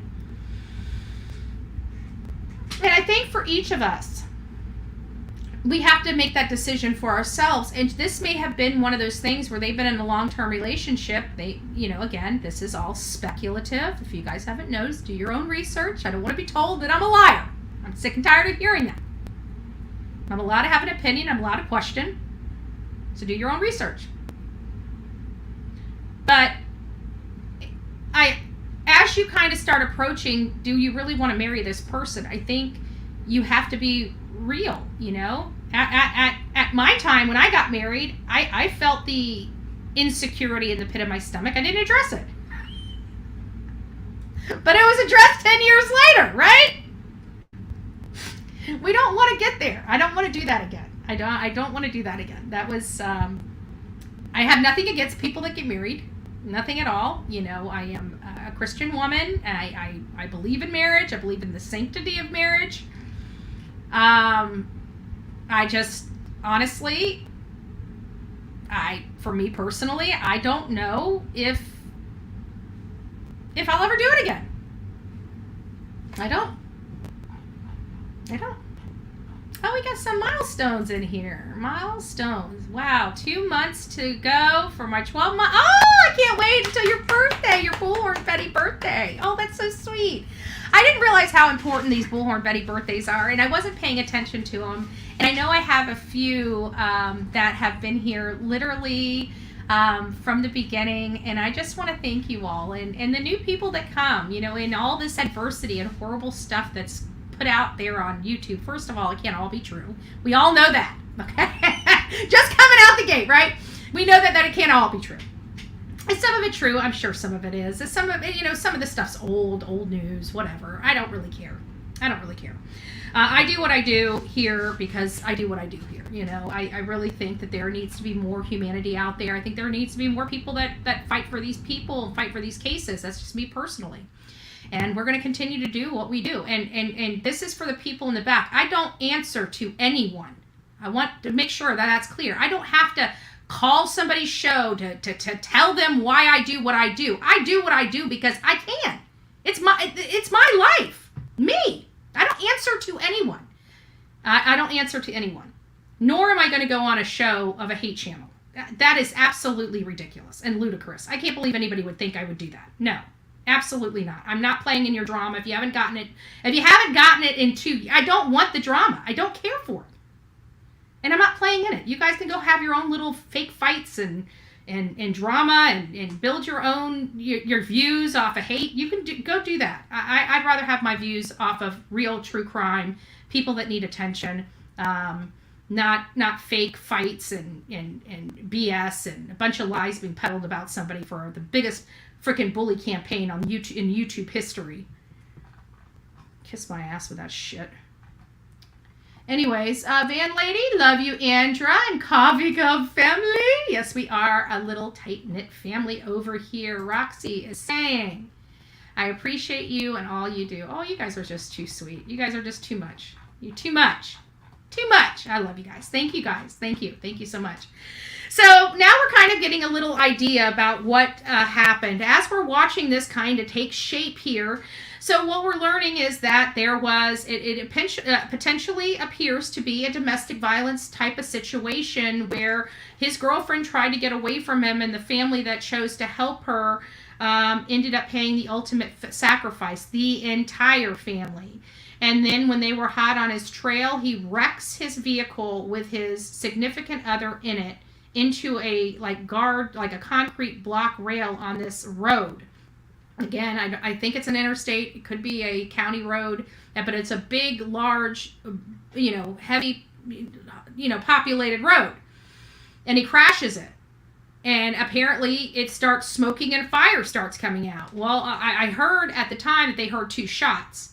I assumed when they were there and approaching the vehicle that they were both deceased, but miraculously, the female half ended up being in critical condition, and apparently I had to have been breathing, because usually if they're not breathing and have no pulse, they have to leave them there. So for them to actually remove her and take her to the hospital, she had to have had some type of pulse or breathing, and apparently she succumbed to her injuries because she was shot in the head. So that's everything. This whole entire case it appears to be domestic violence related. And this comes back to our drumbeat of us being on the 2-year heel of Gabby Petito, which is one of the most notable of domestic violence, the poster child of domestic violence in my history. So this is a lethal thing, and we've got to do better. But we're not going to be doing better when we turn the other cheek, when we don't say anything, when we don't sit there. Sometimes these people that are under duress, they need somebody fighting in their corner when they can't fight for themselves. And for the people that are too weak to fight for yourselves, grab your crap and leave. Don't go back for anything. Don't go back for the dog. Take your child to daycare, or act like you're taking your child to daycare, and get the hell out of Dodge. I don't know, if your ending is nearing, you need to fight for yourself, because nobody can get you out of that situation better than you can. There is nobody. But people are willing to help. Even this family, they lost their life helping, but they were willing to help. And if you guys know of anybody that's in a violent relationship, first of all, keep that stuff to yourself. Don't cause embarrassment for that person. There's nothing worse than somebody confiding into a person for help, and they go and blab to the whole office that this person's being beat behind closed doors, and somebody gets back to the husband, right? So when you hear something in confidence, keep it in confidence. Somebody's life could be in jeopardy with the information you possess. The other thing is finding them resources. Sometimes people just need to have everything set up for them so they know that they're going to be comfortable and not living on the streets. Some people, their significant others tell them every single day if they walk out that door, they will be living on the streets, and that is their biggest fear, because that's what they're being told every single day of their life. So we have to keep that into consideration. Sometimes it means, working with the women's shelter and making sure that that person is ready. That when they walk out that door, they're ready. Sometimes we have to go over and above the call of duty to get somebody out of a domestic violence situation. And I will tell you, this is a lethal process. These women may not make it, but we have to try to save as many as we can. And I hope that each of you, if you hear of these things, we should all listen. We have 229 beautiful people in this chat room right now. All of you guys come from different parts of this country, different areas, different communities, different counties, different cities. Each and every one of you should know your domestic hotline. Each and every one of you ladies out there need to be knowing what resources are in your communities to offer to these ladies. And here's why. Because we may have a lady that comes into this chat room one day that might be in your community and needs help. And if we have all that information ready, think how better that would be for us being able to help a lady struggling, because we all have done our own due diligence in finding out what resources are in our communities. It might be your community we call on next. So if you haven't already done that, please do so. Each and every one of you could take 5 minutes and learn about the resources offered in your own community. So when other communities like mine, or even another content creator that needs to help a family, you may have the information that can help that family or help that lady leave that domestic violence situation. Know where your shelters are. Know who is underground. There are underground organizations. We need to know these things. So hopefully you guys can help in the future. But we know that this is a problem. We know that a lot of our women and children are being taken way too early off this earth because of it, and we need to do what we can to help this problem. And it's also condemning the people, because we know that, again, if somebody has no problem treating a person in such a despicable way, we have to also take into consideration how they're treating the people that they live with. If they can treat a total stranger like that, a total stranger, what is it like in their home? Those are red flags, folks, that you guys need to be looking at. And when you see somebody coming from a home, you got this disgusting foul-mouthed dude and a very timid woman, be kind, show her love, and show her there's a different way. And if you're so bold, let them know you know what's going on and give them a pamphlet to help. Sometimes it's just an act of kindness that can change somebody's life forever and have meaningful change. So we have to take that into consideration. Thank you, ZA. Nice to see you. You guys are just showering me with love today. Thank you, guys. It feels good. It feels good.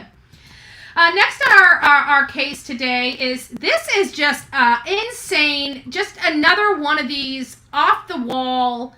I can't believe this is going on in America, and I am just absolutely dumbfounded. Absolutely dumbfounded, right? That in Denver, Colorado, a woman, you can't make this stuff up, guys. I swear to God, you cannot make this stuff up, was denied entry into a bar and decides to shoot it up. A woman! Like I said, the phenomenon that I was dealing with yesterday over the serial killers, not yesterday, the day before, about the serial killers, we always reside in the majority of the statistics, but we don't really venture out too much from those. But there's other stuff in those statistics we're not even looking at because we're focused on the majority. Here's a lady, like we expect this to be from a dude, right? Dudes throw temper tantrum and pull out the Glock and start pop, pop, pop, right? It's blowing my mind. Was this at a strip club? I don't think it was at a strip club. I think it was just at a club. It was Denver police searching for a woman who opened fire at a Denver pub. Yeah, she was going to a pub that it was obviously a pub that was well known. Probably has a lot of people coming in. You've got to stand in line. You one of those places like a Hell's Kitchen type things where people are lined out the wazoo to get in. That's what it sounds like. So it just says, police are searching for a woman who fired several shots outside of Lower Downtown Bar after she reportedly could not get in because she was allegedly using someone else's ID. That's curious because this lady doesn't look underage, so I'm wondering why she was using somebody else's ID to begin with. She might be, I don't know. I don't know. And it says Saturday, September 16th at approximately 11:15 p.m., Denver police responded to the 1900 block of Market Street regarding a shooting. According to police, 5 people were standing outside a bar when an unidentified woman shot them. A woman! For the life of me, I don't understand that kind of temper tantrum. I throw a temper tantrum. I get loud. I'll embarrass the hell out of some people. I don't care where it's at. It could be in the freaking middle of a store. You will hear me 5 stores down. Right? I'll tell you where to go and how to get there. Trust me. You frustrate me enough. I got it. Remember, half holy, half holy, half hood. I got this. But I own a gun. I'm literally a gun owner. I have no problem using my gun, know how to use my gun, never in a million years would I ever throw a temper tantrum with my gun. Just like I would never punish my grandchildren while I was angry. There are just a few things in life that I just will not do.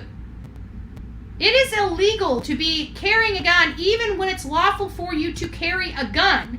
It is illegal for you to bring a firearm into a bar. It is illegal for you to be carrying or concealing a firearm while you're under the influence of alcohol. It makes me wonder what she was going to do inside that bar when she got in there. If she was using a fake ID and she was possessing a firearm. It's a little scary. A woman. I'm just floored. So the shooting occurred at Whiskey Row. It was a gastropub, a bar in the city's lower downtown neighborhood that's owned by country singer Dierks Bentley. So this was at a place that Dierks Bentley owned. A Denver police reported say that the suspect attempted to get into the bar with someone else's license, but security would not let her in.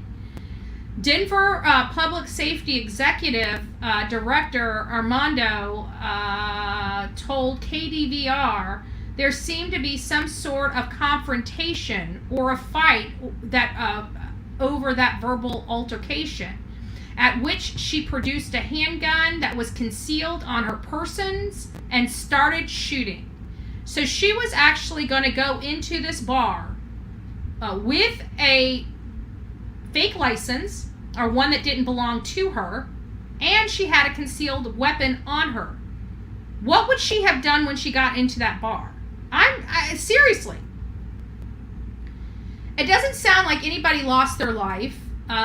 There were 5 people injured in this. I'm sure there's a lot of PTSD type of situations going on with the 5 that were shot. But it doesn't appear, this is good. I truly believe she was there for something more. And it makes me, again, why? Why? And who is she? And where did she come from? Is she here? Is she a citizen? We have to ask that now. Once upon a time, we didn't have to always ask that. Now we do. Now we do. So glad that border's just raining people over. So glad. What else do we have? 5 injured. That's it. And then I think that's about it. Do we have another one? Oh! I forgot about this. And then we're going to get on with other stuff. We have a new cold case solved. This whole thing with this investigative genetic genealogy, I have to be honest with you. Before we get started on this, I have to be honest. I don't know how I feel about the investigative. From from a privacy political standpoint for me, okay, I just want to get this off my shoulders because this is going to be kind of hard to explain. So for me personally, I'm a privacy person. You guys know how I feel. I like people to be able to have their privacy. I think privacy is something that we have a right to have. Ever since 9/11 and the Patriots Act, it stripped us of a lot of privacy rights that we as Americans, even though it had nothing to do with American citizens, it had to do with people overseas. We got the brunt of that. Our privacy was stripped away from us with the signing of a pen. And I have a problem with the lack of privacy. This is what we're now able to be followed. Anytime we're in a public place, our government can follow us. Every single one of our roads, not every single one of our streets are public, so they can follow us anywhere. They can literally follow us anywhere legally. That scares me. My government has no right to do that. Okay? I digress. But when it comes to this genetic genealogy, I remember back in my 20s when I did this. This is how long this stuff has been around, okay?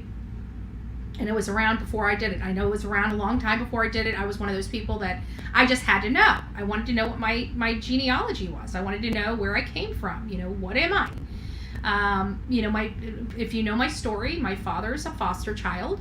So he was in the foster care system growing up. And so we don't know a lot about his side of the family. We know a little bit from the people that, the family members that we've met, as we learned about his history and stuff like that. But for the most part, we don't have a lot. I wanted to know where I came from. He didn't have a lot of information. It's not like his family talked to him about where he came from or anything like that. So I was curious. And I, myself, decided at that time, 23andMe did not exist. You had Ancestry DNA. That was what, there was another one, I can't remember the name, but it was Ancestry DNA. Ancestry DNA is what I used to find out where I came from, my heritage. It had a lot of interesting information in it, and I got a lot of hits, and still get a lot of hits as people, do their own genetic testing. I'll go in there every now and again and check to see if anybody has wrote me or has reached out to me. And it's a neat phenomenon. I did not know that was going to be used to help locate cold cases. I was unaware. I don't know whether me personally, again, 20-something years ago I did this. I don't know whether I opted into law enforcement utilizing my DNA or not. But it, to me, is scary that I trust a company for a service that I had to pay for. That means I own that. I paid a service fee for that. That's mine. That's my biological material that I provided and paid a service. And part of that service that I anticipate would be anonymous. This is, in my opinion, medical related. There should be some HIPAA regulations on it. This is my DNA. It's my biological material. It's medically related, and I have privacy over that.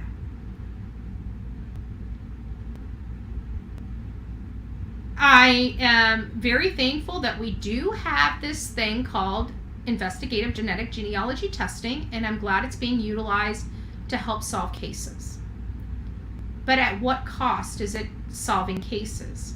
We all want these cases solved, but I have to say, I'm very happy that they're solving cases. I think this stuff is an exciting new breakthrough for law enforcement. I mean, if you really want me to be honest with you about, the excitement of it, I think it's great. I personally, I think this is great. I hope that they take this and solve as many cases as they can.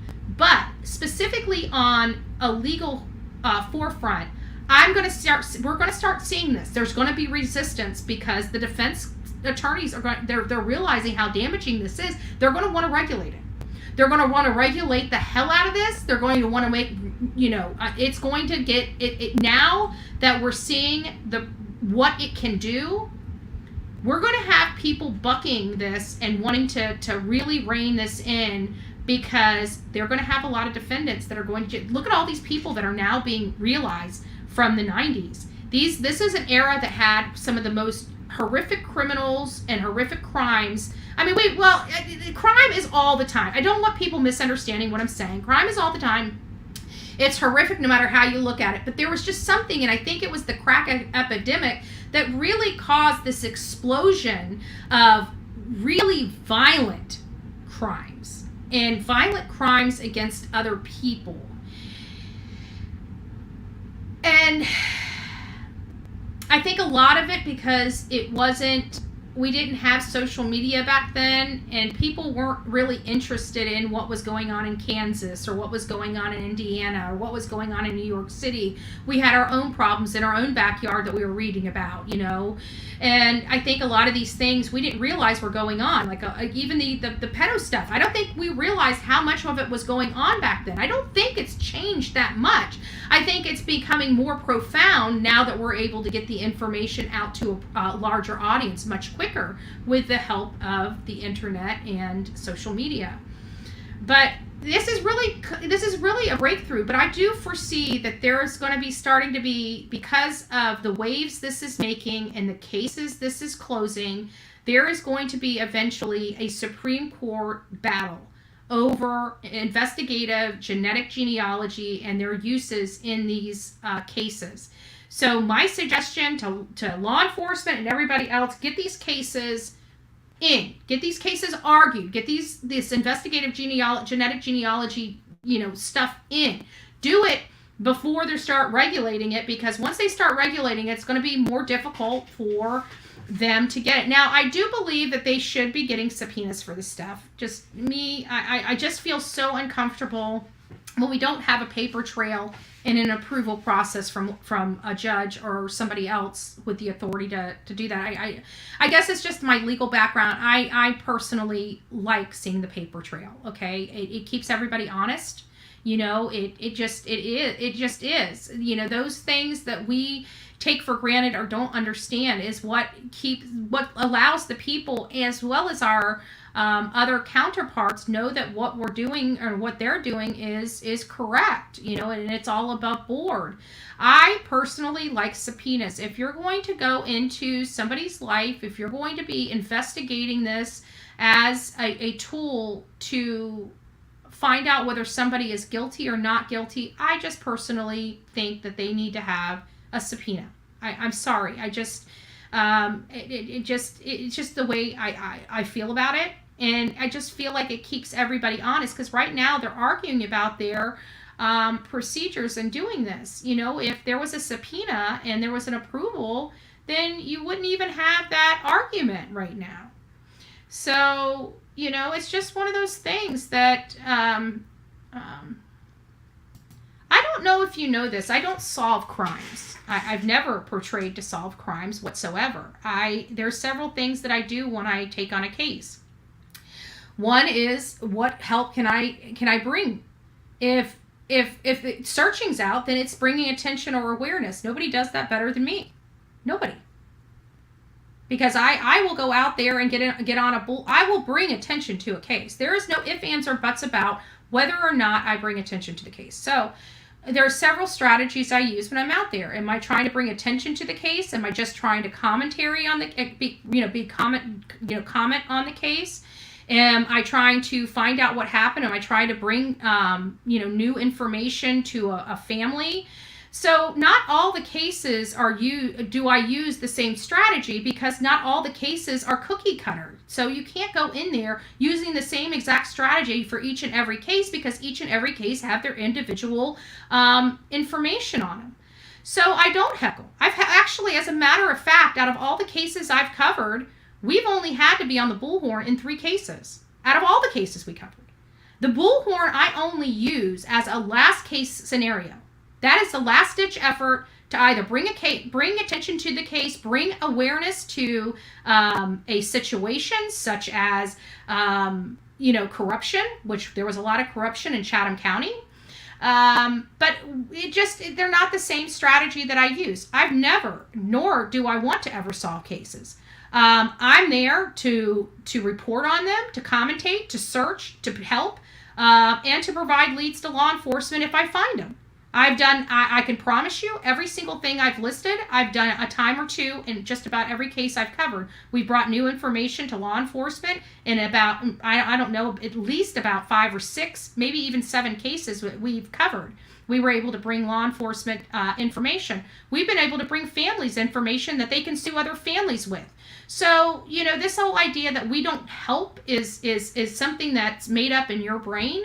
But that's okay. You just keep watching, keep coming around. You'll see the great work that we do. I don't know what to tell you.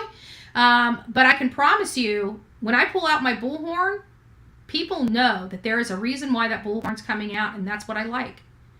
What we want is when I go into a community, we want me commentating. We want me reporting. We want me searching. What we don't want me doing is pulling out my bullhorn. And there's only a few reasons why I would pull it out. So as long as we can keep those reasons at bay, you'll never see my bullhorn again. But if I go into a community and there's a 20-month-old that's been murdered by his mother, that's on double probation, and law enforcement doesn't want to put her away where she belongs so she doesn't injure, hurt, or destroy evidence, that's a good way to get my bullhorn pulled out.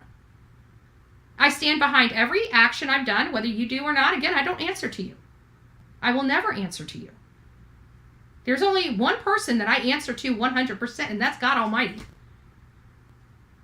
So you're going to have to learn to accept it.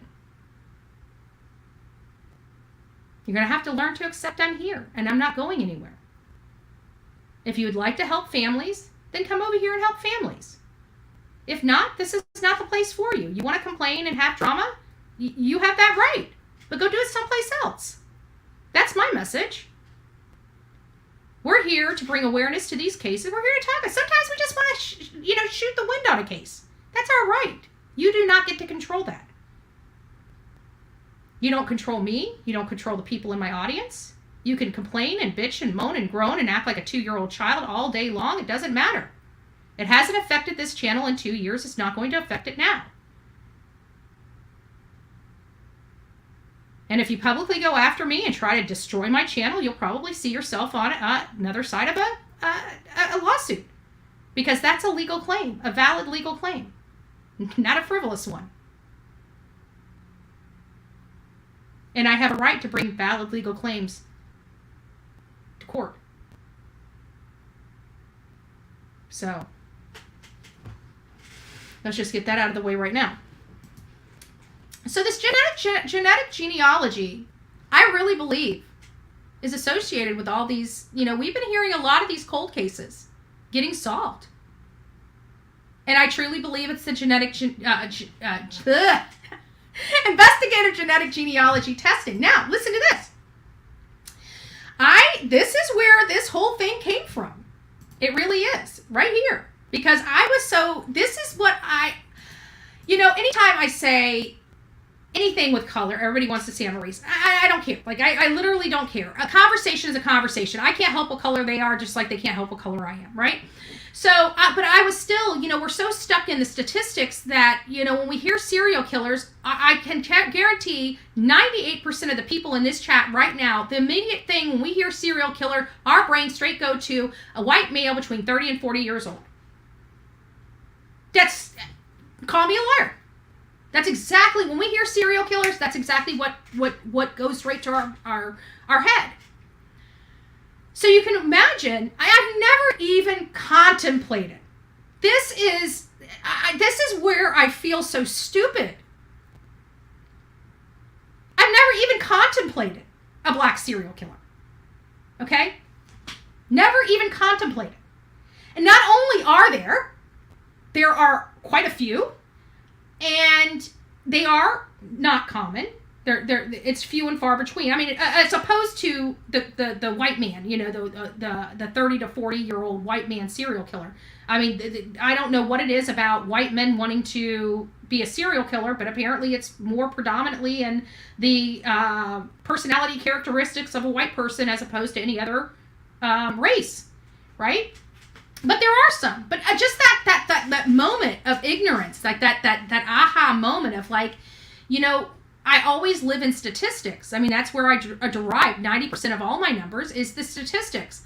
But what am I living in? I'm living in the majority of the statistics. I'm not even looking at the other portion of the statistic, right? Like the 15% of it being, could be a black person, or the 2.5 of Hispanic descent, or the fact that 10% of these animals work in concert with one another, or a group of serial killers. That makes me sick to my stomach. I just can't. I can't.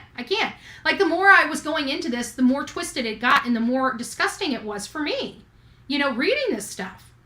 So it all started here. This is where everything, like the aha, came from, right? So I'm going to go ahead and play this for you guys, for the ones that didn't get a chance to see it. Hopefully you guys can hear it. If it works right. We'll see. Okay, so far it's working right. Oh, I'm on the wrong side of it. Sorry, I'm on the wrong side. Gary Dion Davis has been charged with 2 counts of murder in the second degree. 52-year-old Gary Dion Davis may be responsible for 2 murders from the 1990s. Gary, as a truck driver, traveled all over the country. Are there more? On Wednesday, September 20th, Kansas City police arrested Gary Dion Davis and took him into custody on 2 counts of second-degree murder in the death of Christina King and Pearl Davis. His bond has been set at $500,000. Here's clips from the press conference that I think you will be interested in. All right, so we're not going to go, but this was the case that really kind of drove home the whole, you know, potentially a serial killer thing. And so then, let me go to this one. It's going to pop up. Hold on a second. And so this one, let me just stop this one. And so this is where this one came from. And I actually, it was one of those things where I was like, oh my gosh, I did not know this.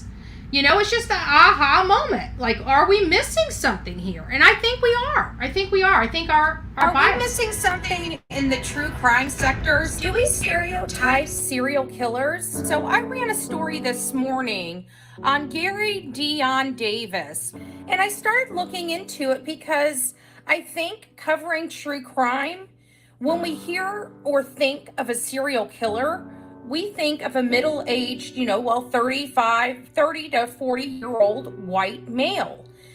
When we start hearing about black serial killers, it's really not something we talk about a whole lot. Many believe in law enforcement that this may actually be a serial killer. He's black. So I think our preconceived stereotypical notion is that when we hear of a serial killer, we're thinking of a white man between the ages of 30 and 40. So I'm kind of blown away about this phenomenon because I've had this stereotype. So I'm looking into it and oh my gosh, look at what I found. I learned that 82% of American serial killers were white, but 15% were black. And believe it or not, 2.5% were of Hispanic descent. Creep alert, 87% operated alone, but listen to this sickening factor. 10% of them acted in concert with one another or in a group. More famous serial killers were Chester Turner, Paul Durasu, Craig Price, and Derek Todd Lee. Chester Turner, aka the Southside Slayer, was another lethal black serial killer who murdered more than 15 people, and he was convicted of murdering 10 of those women. Paul Durasu was charged with murdering of 5 women in Florida, 2 of whom were pregnant between the years of 2002 and 2003. Craig Price is among the most disturbing and the youngest of the serial killers that are famous. He was only 13 years old when he had his first killing of his neighbor. When he was between the ages of 13 to 15, Craig Chandler Price committed several crimes in the Warwick, Rhode Island area. He was, however, apprehended in 1989 for 4 homicides. He was 15 years old when he was apprehended in 1989, and again, only 13 years old when he killed his neighbor. Derek Lee, the Baton Rouge serial killer known as Derek Todd Lee, was an American serial killer. Lee murdered 7 women in Baton Rouge between 1992 and 2003. The number 1 top serial killer that is notable across all social media is Samuel Little. Samuel Little has confessed to murdering 93 women between 1970 and 2005. The Federal Bureau of Investigation Violent Crimes Apprehension Program has confirmed Little's involvement in at least 60 of the 93 confessed murders. So getting back to my original question, is the true crime community missing something here? Are we missing a crucial element in these serial killer type of cases? Now that we have investigative genetic genealogy testing and research, will we be finding more serial killers in the process? I think we will. Let me know your thoughts. Gary Dion Davis has been charged with 2 counts of murder in the 2nd degree.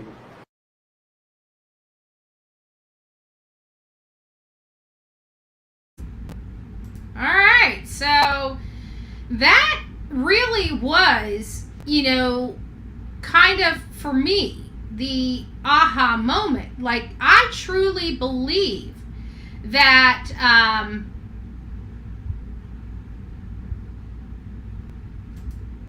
what? It could do way better. I think we have good. I thank you. But I think the aha moment for me and what we're going to learn is I think a lot of our, some of our statistics, now that we're having this investigative genetic genealogy testing, we all know that once upon a time, law enforcement and their investigative techniques and skills are not what they are today. We know that in their investigation, some of them had biases and things back in the day, which caused a lot of people that did not commit the crimes that they were being accused of to go to jail for those crimes.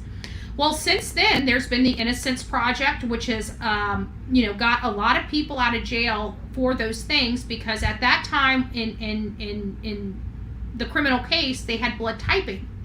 They didn't have, concrete DNA evidence. And now our technology has changed. So there's a lot of cold cases and a lot of evidence that now we need just a speck, not actual blood and we have new technology that let us use the tiniest bit of DNA or biological matter, take a tiny speck of biological matter and develop a DNA strand from that. That is amazing. So I think this genetic genealogy testing, because they didn't have databases with people's, DNA and fingerprints and all this other stuff. A lot of people that got in trouble back before computer systems were connected, those people are all under the radar. But what they're using is now that these genetic databases that me and you purchased into to get our profile are now being used to hunt these animals down. And I think it's a great thing. But for me, it's almost a jagged pill for me to swallow, because I'm a privacy and constitutional person, and I feel in legally there needs to be more done here. But the moral side of me, the side that is just thankful that these animals are getting off the street. However, they got to take these people off the streets is however these people need to be brought to justice. We need to know what happened in these cold cases. So there's my conflict, right? My confliction is with the law and the good, right? So I really think that this young lady that was murdered Her name was Debbie Lynn. She was young. She was hard. It was horrific. But 50-some years later, the case is finally solved. It's finally solved. So here's what it says. It says detectives have solved a 51-year-old cold case involving a kidnapping, R&M, of a 9-year-old girl who went missing while walking home. January 13th, 1972, Debbie Randall never returned home from the laundromat that was about a half a block away from her residence. The sole clue was spilled detergent. 16 days later, Southern Regional Technical College student found Randall's body near Windy Hill and Powers Ferry Road in Marriott. The district attorney's office said she had been, strangled and after her abduction and assaulted. Marriott police processed the scene, gathered evidence near her body, but leads came up empty. The case eventually went cold. In 2015, the Cobb County Cold Case Unit reopened the case by sending pieces of clothing found on Randall's body to a lab for updated DNA analysis. Cobb County District Attorney Flynn Brody said at a press conference the DNA found on the clothes generated a partial profile of an unknown male. Over time, investigators located some of the suspect's descendants. Investigative genetic genealogy. I think that's what they're saying here. Family members provided investigators with DNA samples for comparison, and it matched the DNA found on Randall's body. Cobb County District Attorney's Office identified the suspect as William Rose. He was 24 years old at the time of the crime and committed suicide in 1974. So 2 years later, obviously just couldn't live with himself and took himself out of the equation. After receiving DNA from his family, officials exhumed Rose's body and confirmed he was the killer. So I do believe that this investigative genetic genealogy testing is all for the benefit of these cold cases. But there is still a piece of me that says that this could be utilized inappropriately. And while I think law enforcement should be able to investigate with whatever tools they have, I think that we need to be responsible as well with this and, make sure that the rules are being followed. If they're in databases where people have opted out, they can't use that. I don't think that's fair because people have the right to privacy. That's our biological material. It should be covered under HIPAA or something similar, but that is mine. I paid a company to process something of mine. I paid them for a service, and I expect them to keep my privacy and my biological material out of the hands of people that don't have a subpoena for it. If you go to court and get a subpoena, that's one thing, but I should have a right to hear the subpoena. And if I choose not to participate in that, I should have a right to have a judge tell them that they cannot use my DNA or my biological material housed on a company that I trusted. I'm very conflicted over this. Like I see, and I know people don't understand and maybe like, oh, well, it's doing good. I can't believe you're complaining about it. It's because these are steps you got to understand. One of the things I learned when I went to school to become a paralegal is that it's all these little laws that they remove. And it's only stepping stones to the bigger laws. And guys, if you value your privacy, and this is all I can say to you, if you value your privacy, you need to stop anything that's going to encroach on your privacy, whether you agree with it or not. If your privacy is that important to you, you have to fight for your privacy. You can't say, oh, well, I want this privacy over here, but we'll give it up over here. It doesn't work like that in the law. So if you're giving up your privacy, you're giving up your privacy. And that's where I'm conflicted, because this is such good great work, great police work. This is revolutionary. This is going to help us solve a lot of cases, but I want to make sure it's done the right way. And the people that are willing to use their DNA to help capture these people, they should have their right to do that. But the people that don't want to participate, they absolutely should have the right to do that. They paid for a service. They didn't sign up to solve cases. They're just wanting to know where they came from, and they have the right to do that. So, again, just totally, utterly conflicted about this. But, you know, it's always so great when you hear that a 51-year-old case is finally solved, and the family knows what happened. And at the end of the day, that is a win in my book. That is a win in my book. And I know the whole privacy stuff will be worked out. You know, I know that this is going to, I'm just preparing you. It's not going to be today. It's not going to be tomorrow. But this issue is eventually going to go before the Supreme Court. I can already see it. I can already feel it. It's that powerful of a tool that I can see every defense organization and association being up in arms about this new breakthrough in the investigative genetic genealogy, these tree building stuff. It is making waves. This is a very powerful tool, and believe me, this is something that the defense associations will be fighting up. They're going to be taking it to the Supreme Court. I guarantee it. Mark my words. Mark my words. This is far from over, but I hope that, you know, they will be able to still utilize this tool. This is a very good tool to utilize. I just want to make sure that there's enough policies and procedures in place that they do it properly, if that makes sense. Your DNA is extremely valuable and it needs to be protected. Yes, exactly. I mean, this is this is you. This is you. And we don't know. I mean, think about it. We don't know where technology is going to go. I mean, I'm sure that being able to blood type back in the day was huge, groundbreaking technology for law enforcement to use. But look how much that blood typing did. It made a lot of mistakes.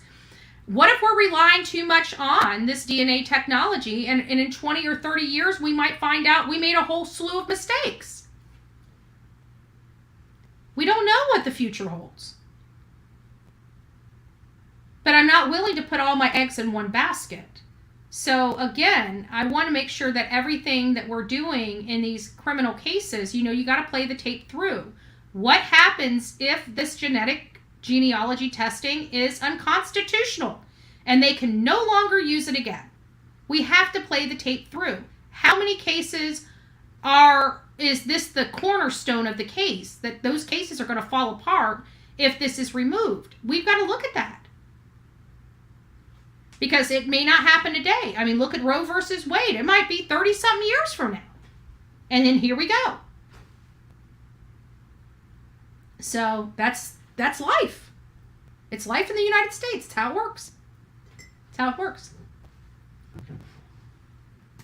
So a lot of interesting stuff going on about Bryan Kohberger. I don't know if you guys saw this. Nancy Grace is doing some kind of series on, Fox Now, I think is what it is. It's a Fox streaming program or something like that.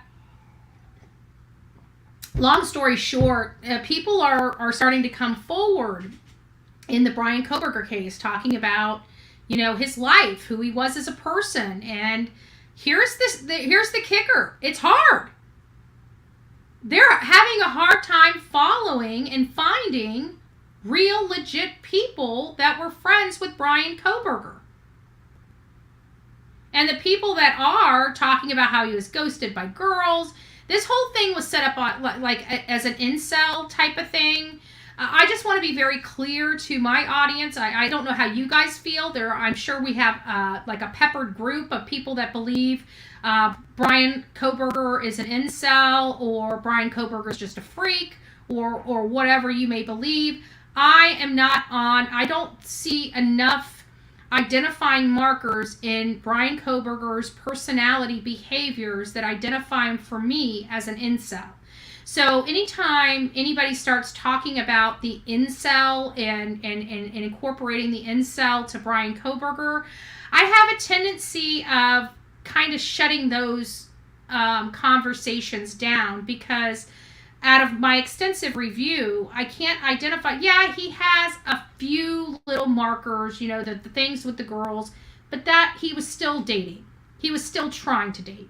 We even found where he was at a pool party in Moscow at some club. I did a video on it. And he was trying to pick up girls and got 2 girls' numbers. So it doesn't bode with the whole incel thing, because the incel people are kind of anti-women. They don't want them. They hate them. They dogged them. So with Brian still working on trying to get some chicks' numbers, that does it for me. Like, for me personally, I don't think he's an incel, and that's one of the reasons why whenever I hear it, I shut down on the conversation, because I have to believe the conversation before I can, you know, start having a conversation about it. And I don't believe he's an incel for those reasons. We do not desire to live in a socialist society, in other words, without getting... Yeah, exactly. Oh my God, I sent that to someone in text. That's okay. Oh, voucher, it's nice to see you, lovely. What are the identifiers, and really what is an incel? Well, the incel doesn't... They're totally... It's like almost like an abstinence. In my understanding, I mean, breaking it down from my understanding, it's basically a dude that has been totally injured by a female, either mentally, physically, you know, whatever. Like, he's been crippled by a woman. They made fun of him. They did something. They just turn off. They don't like women. They don't want to be around women. They don't want to date women.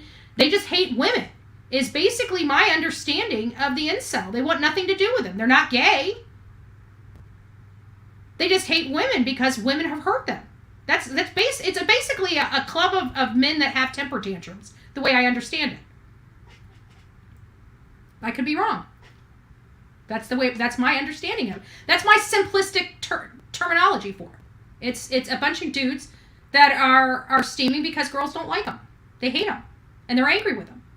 And want nothing to do with them. And now have cut all their sexual being off because they can't get the girl that they want. They're a bunch of whining people. What do you want from me? People are going, I can't believe she said that. Oh well, I say it how I feel it. It's my truth. It's my opinion. It's what I'm allowed to have.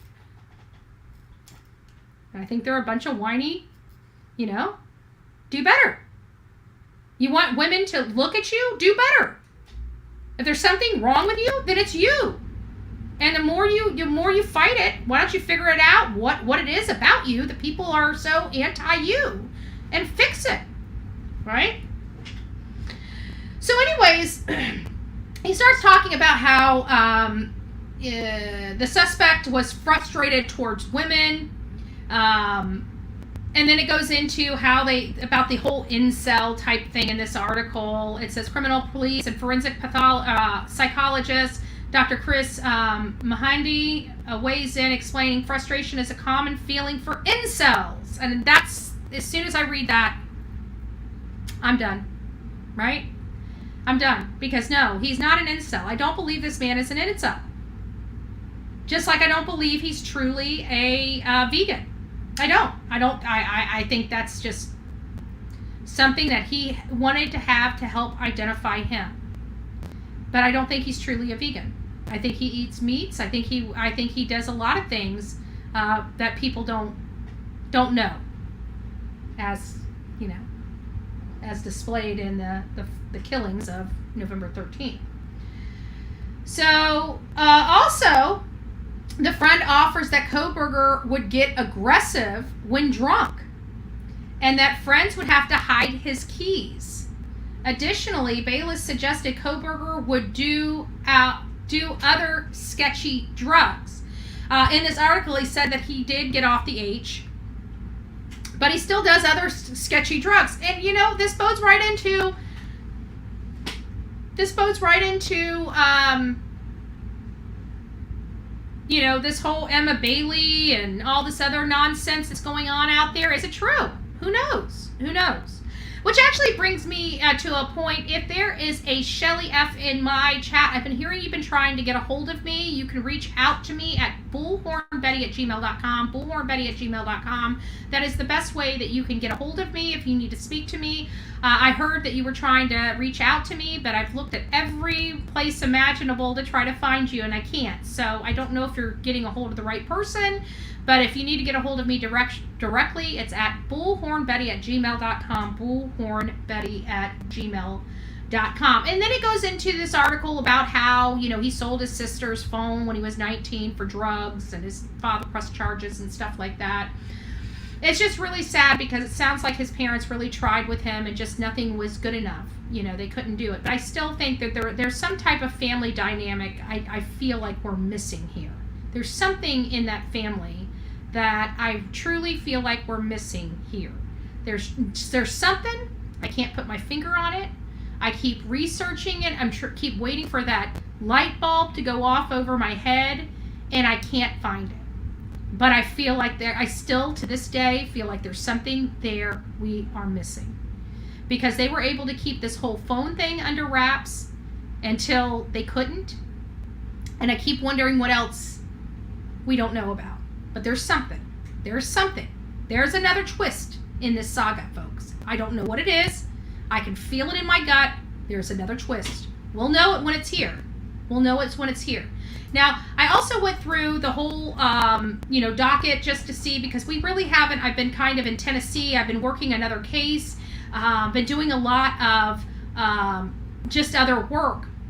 And it's not that we got away, obviously, like Summer Wells. We never got away from it. We never got away from the case. Even Summer Wells, I still follow it. It's just, what else am I going to say? I presented my case to YouTube. The only thing I can do is reiterate it. This is what we found out, what we can share with you that we found out. And we're going to just continue to fight for her. We just need to change strategy. That's the problem. We need to change strategy with, we need to change strategy with Summer Wells ever so slightly. We need to start demanding that it gets out of Hawkins County and gets to the state. That's what our drumbeat should be. Hawkins County has done shit for this case, and we need it out of their hands. We need the state to take over the case. They are a resource at this point, okay? They are not running this case. They are just simply a resource for Hawkins County. We want them running the Summer Wells case. That's what we need to have happen in that case. So, but you guys know we've been doing Layla. We even went out to Rachel Morin. That guy's still on the loose. We haven't heard any more about Rachel Morin. I may need to start dropping some more videos on that one. We have the videos, all the new search videos for Layla Santanello. We need to get those up. But the most important thing with the Layla Santanello case is raising that reward fund. We are getting no help, guys, okay? Let me explain this. Crime Stoppers is not providing a reward fund. The police department is not providing a reward fund. So the only people that are going to provide a reward fund is the family. We now have raised hard, cold cash, $2,000. This is not a fake reward. The money being offered in that reward is the money that can be offered in that reward. We need to bring that up. I'd like to see that at $5,000 or $10,000, quite frankly. That's me personally. I would like to see it at $50,000. I know the case would be solved at $50,000. But right now, let's just hit the $5,000 goal. Let's get that raised to about $5,000, and then we'll be good. All right, guys, I hope you had an amazing day. I did have some Rex Heuermann stuff on here. I know we're going to open up the phone lines. Let me get through some of my work today, and if I have time later tonight, we'll come back on, open up the phone lines, and get the panel rocking out. It's been a while since we've seen each other face-to-face or chatted. Definitely would like to do that. And I have to tell you guys, so you know that there has been some revelations that have come out, over the last week. You guys know Aileen was the crazy chick that came out to Chatham County and disrupted our stuff for Quentin Simon, and that really kind of boiled over and whatnot. Well, that is working on being resolved between her and I. And she's been wanting to come up here. She's told me she wants to make a public apology. She's told me some of the things that she's done to me personally, and has apologized. I'm not going to, go through all those things. I don't see where that's going to do any good. I can promise you, I don't know. I just explained to her, that everything over here is chill. We don't do the drama. We don't talk about the people. We just stay focused with the cases and yada, yada, yada.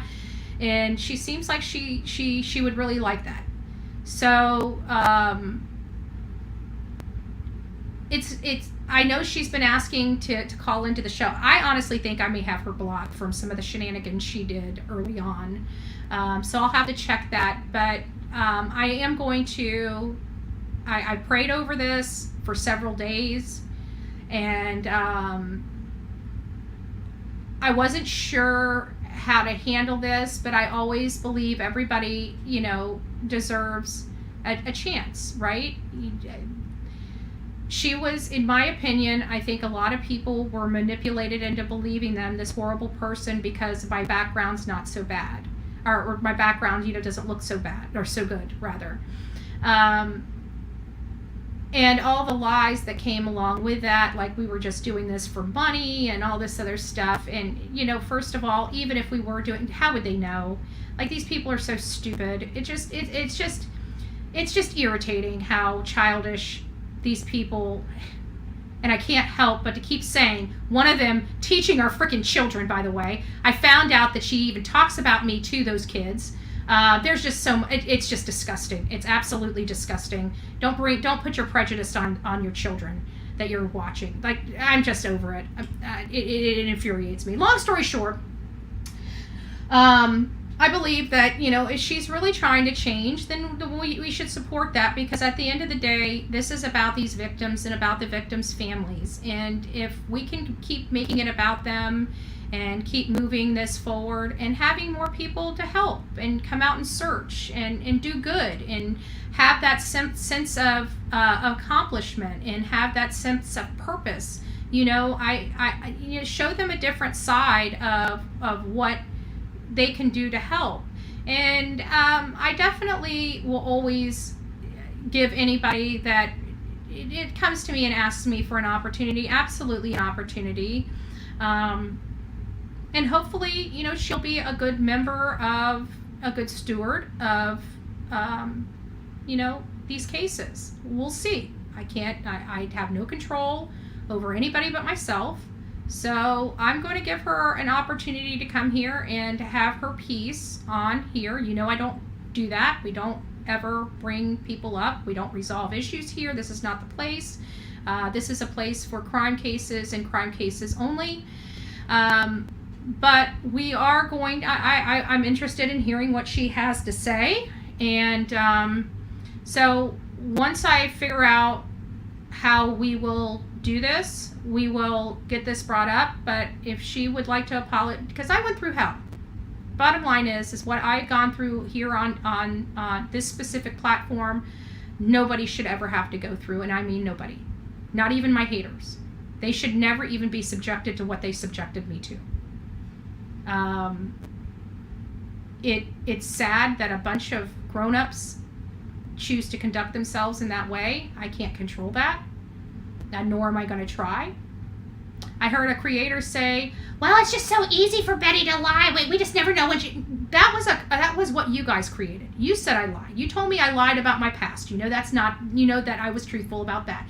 You said I lied about my arrest. I'm truthful about that. You told me I lied about my education. I'm truthful about that. So everything that everybody kept saying I lied about, they kept finding out was true. But somehow or another, I was still a liar because I protested. Okay. And more childish nonsense.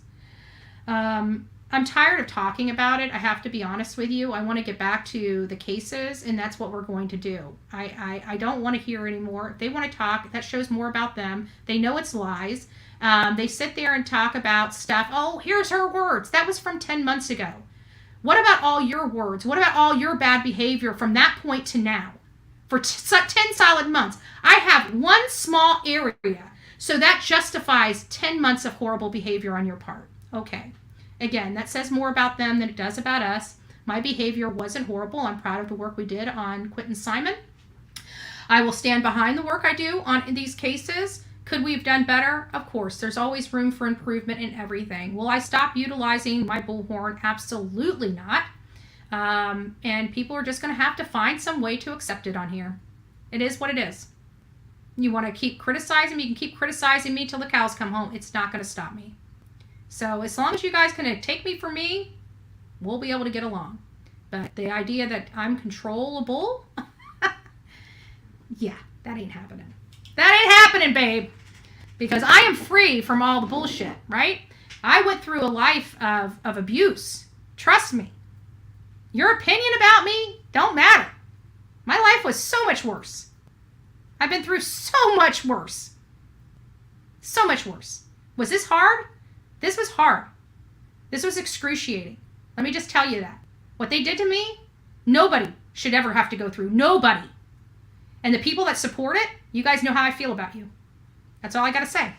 I don't need to cuss. I don't need to badger you. I don't need to drag you across here endlessly, day after day after day after day after day after day after day after a day, just to get a click and a view. We cover true crime cases over here. And you know what? I'm going to keep fighting for myself and my name on this channel. And if you have a problem with it, you can kiss my white-breaded ass.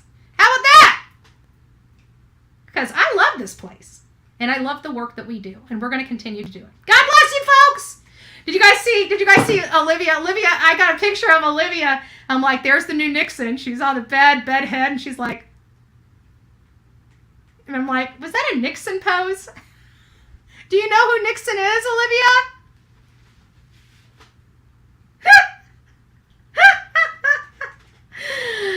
I'm telling you, guys, we got a thing. You guys need to tell Olivia. This whole Sweetie Pie, the adventures of Sweetie Pie and Sourpuss. I'm telling you, it's gonna be a winner chicken dinner. All right, guys, I'm gonna post the. I'm signing out right now. I'm gonna post the 7 thumbnails. You guys tell me which number you like in the comments section. Tomorrow morning we will tally it up live here on this channel and find out who the winner of the Bullhorn Betty shirt is. And we'll do that first thing in the morning, guys. As soon as I'm done, I'm posting it. Get over there and make your selection of who is the winner of the Bullhorn Betty Crotch-Gate 2023 raffle of the Bullhorn Betty shirt. Get over there, make your selection, and let's find a winner. Have a great day, y'all. Don't forget to be fearless. If you see something, say something. An ounce of prevention is worth a pound of cure. Until next time, be kind, be safe, and kind to one another, especially in the comment box below. And quit fighting, everyone! Can't we all just get along?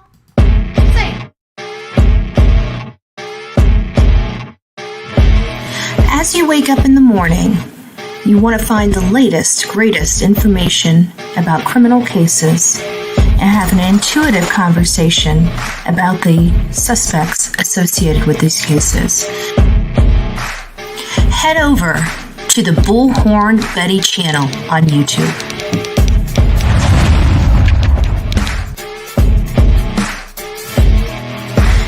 Breaking news right here on the Bullhorn Betty channel.